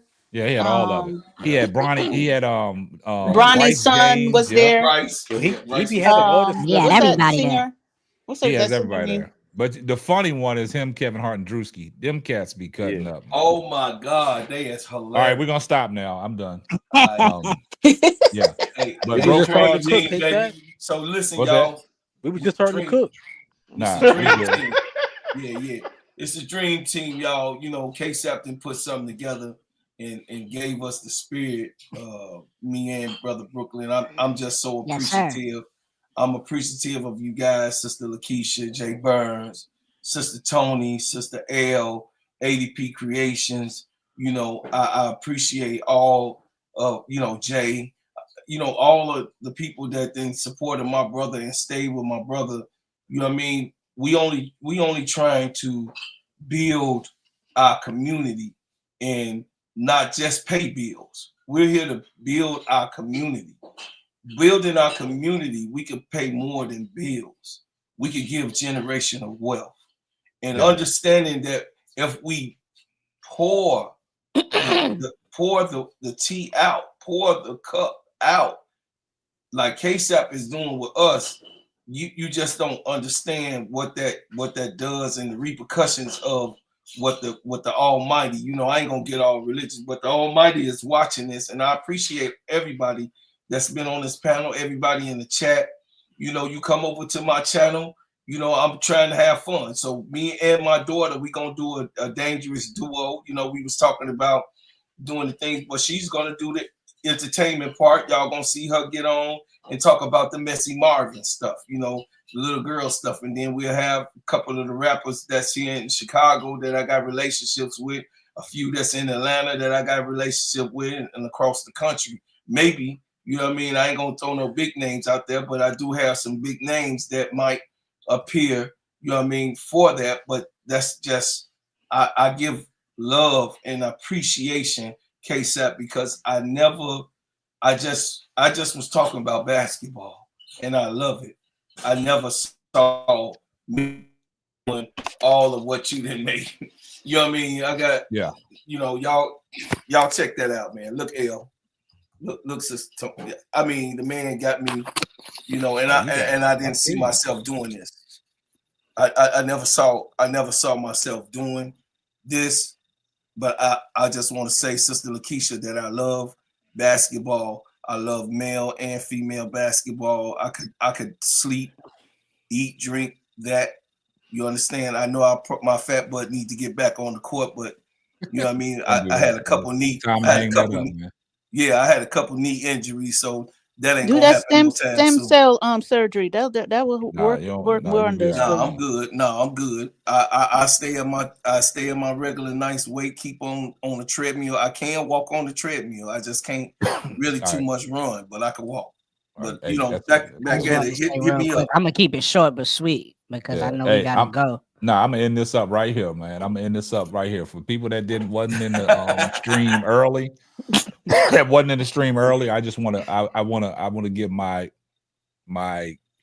gratitude to you guys that have been in the chat, that's been on with me through this journey, even through the month of November. The month of November was probably my biggest month since I've been on YouTube, where as far as gaining more subscribers, people that watch the podcast, and also people that have stayed around to watch the podcast, because like I said, we be on these lives for 5 hours and we still got people tuned in, right? So that helps the watch hours out. And that's what I was trying to tell you guys. When y'all go live, like you said, Brooklyn, 2-hour minimum show. If you go 3, you want to get them watch hours. So for everybody that rock with me for the month of November, you know, at the end of the month, YouTube will send you your analytics and stuff, you know, with the pay that you're going to make and all that. So my month of November, man, I mean, when they sent me this, you know, last night, or what was it? Yeah, the first. This is why I want to show you guys. This is just for inspiration and motivation on how my channel grew in the month of November. This is my stats. I gained 1,805 new subscribers, 1.8 million total views, and 1.5 million minutes watched. Nice. How much in that in money? Congratulations. I put it this way. I showed Brooklyn and Bro Claude last night when we was on Brooklyn's channel. Just put it this way. I was north of $6,000. Oh damn. Salute, my brother. That's what's up. Hey, she said, "Oh damn." Yeah. Well, put it this way. I was north of $7,000. What? Yeah. For the podcast? Yeah, you was north. I'm going to start some podcasts in there. Come on, man. I'm with you, Tony. I'm waiting on you. Say, God dog it. What you got? What you got, Keisha? No, I say after hearing that, I got something to say. I need to get on there and do something. I'm just trying to give everybody the inspiration and the motivation that is out there. That's motivation right there. Hey, 2025, I'm gonna start my I just want to say really quickly what I'm gonna talk about, but I'm gonna start my podcast. I just want to say thank you to anybody who supported me. Man, if you don't stop that with your little kid, he like a little kid with that podcast thing. He ain't doing that little. No, I'm being sincere. He like a little kid now. I'm being serious. I just want to say thank you. Thank you to everybody who supported me. That's what I'm saying. I mean, that's my brother K-Sap. That's amazing. Bro Claude, everybody on the panel. That's amazing. I appreciate that. And look, that's like I said. And you inspire me, man. I don't know what the heck I'm gonna talk about because I'm not a basketball person. But I'm gonna stop my podcast because if you're making that, Lord have mercy. Man, I'm telling you, man. I'm gonna retire. I've been trying to tell y'all. I'm gonna retire. You and YouTube, man, it's out there. You just gotta be consistent, man. You just gotta push it out there. I make money off of other things. I make money off of other things, but you making that bad money? I'm about to retire. When you have good months like that, I'm put it in context. You'll know the interview that Shannon Sharp did with Cat Williams, right? Yeah. At over 70 million views, man. Yep. Oh man. Man, he made like 8 million off of that podcast, man. Dang. 8 million in one podcast. One show, man. 2.5 hours. Yeah. It's out there for you, man. It's all about I how hope you. Cat Williams got him some money, because I'll be like, look, player, we need to talk about this. But see, the thing about you know it what I'm is, saying? Yeah, but Shannon Sharp's thing, something. that's I brought not. you them players. But with I Shannon brought you Sharp's that money, bro. podcast, that ain't all in house, man. He got to pay his producers. Yeah, I produce all this stuff by myself. This is in house. Right, that's true. You know what I'm So saying? I keep, So you paying I keep yourself? mine in house. So you paying yourself double, huh? Oh yeah, I keep my stuff in house. I don't need a big team to run the show. You know what I'm saying? That's how a business person's supposed to do it. So you don't need an assistant KSAP? No. Yeah, Hey, I give you the controls. I give you the people there. controls. You know what I'm saying? Hey, KSAP, you're an employee of your own company, right? That's You said what now? You're an employee of your own company. Oh yeah, I'm the CEO. No, you're not the CEO. You a contract to your company, right? Oh yeah. When you say that, that's how you get your paycheck, right? Oh yeah, hey, there you go. Yeah. I got a feature coming up in the DFW magazine. So once that drops, I'll send it to everybody. I'll share it to everybody. Check it out. Yeah, I'm gonna be in the DFW. Shout out DFW. Keisha, you gonna see it because you here in the local area. So yeah, I got that coming up soon. So got a big write up on me. So we like you said, behind the doors, I'm doing some crazy stuff, man. But I got some new music coming for the podcast, like I told y'all. Oh yeah, I got all kinds of stuff, man. Now that I got this switchboard, I could be recording now. I don't even use the record on there. I don't even use the record on the switchboard, man. Yeah, I record it all through StreamYard and just download it. Yeah. No, hey, StreamYard is I was looking at it the other day. It's really dope, man. Yeah. You can do a lot of things with that. Yeah. What you say now? Hey, you got another money, man. You got another money. I said that I can record. Hey, shout out to L, my sister L, for the $2 super chat. Building community whatever. Here comes the money. She said building community drives the numbers and man, it's all about, man, like El said, man, it's all about building a community, man. And y'all guys been here, and I'm telling you, man, like I told this to ADP Art Creation. I mean, not ADP, but I told this to Daily Dose of Tea, man. Like just feel the fear and do it anyway. It's been plenty of times that I don't want to. It's been plenty of times I don't want to fire up the camera. But it's like I look at my wife and my son, I'll be like, man, I do it for y'all. You know what I'm saying? I got grandkids now. You know what I'm saying? I do it for y'all. I told my son my son is heavy into sports. He can talk sports just like me. And I told him, I said, when I leave this earth, man, I want something to pass down to you, man. For you to continue to build off of, man. Because that's what he's going to school for that, man, in sports and journalism. You know what I'm saying? So it's, man, and sometimes I don't always show my emotions, but sometimes, man, I lay at night when I pray, man, I cry, man. I let it out. You know what I'm saying? It's a blessing, man. And certain like my wife and my son, man, they just moved me, man. You know what I'm saying? My daughters, they grown, they out the house, they got their own families. You know what I'm saying? Me and my wife, we sent them on their way. They got their own families. But it's just me. Walk around the house naked now. Nah, my son's still here, man. Okay. You know what I'm saying? You know what I'm saying? My son's still here. He's 16. You know what I'm saying? But he learns. I mean, me and him go back and forth. Y'all got to hear how me and him go back and forth. We go back and forth, man. And sometimes I'll be like, hey, like every time if I say a player's name wrong, he'll gotta correct me. You know what I'm saying? Like he got to be perfect with his stuff, man. But that's how they are. Yeah, that's a younger. That's the younger generation. He wants to do it. So better. Look, check this out. I did a show the other day when I was talking about that Daniel Jones when he got released, right?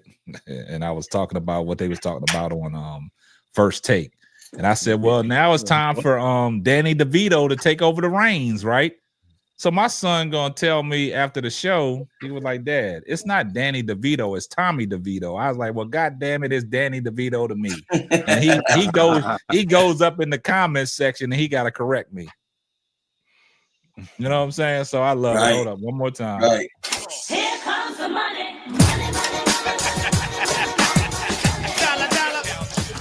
L said, don't let the fear punk you out of your promise. I agree with that. Appreciate the $5 super chat.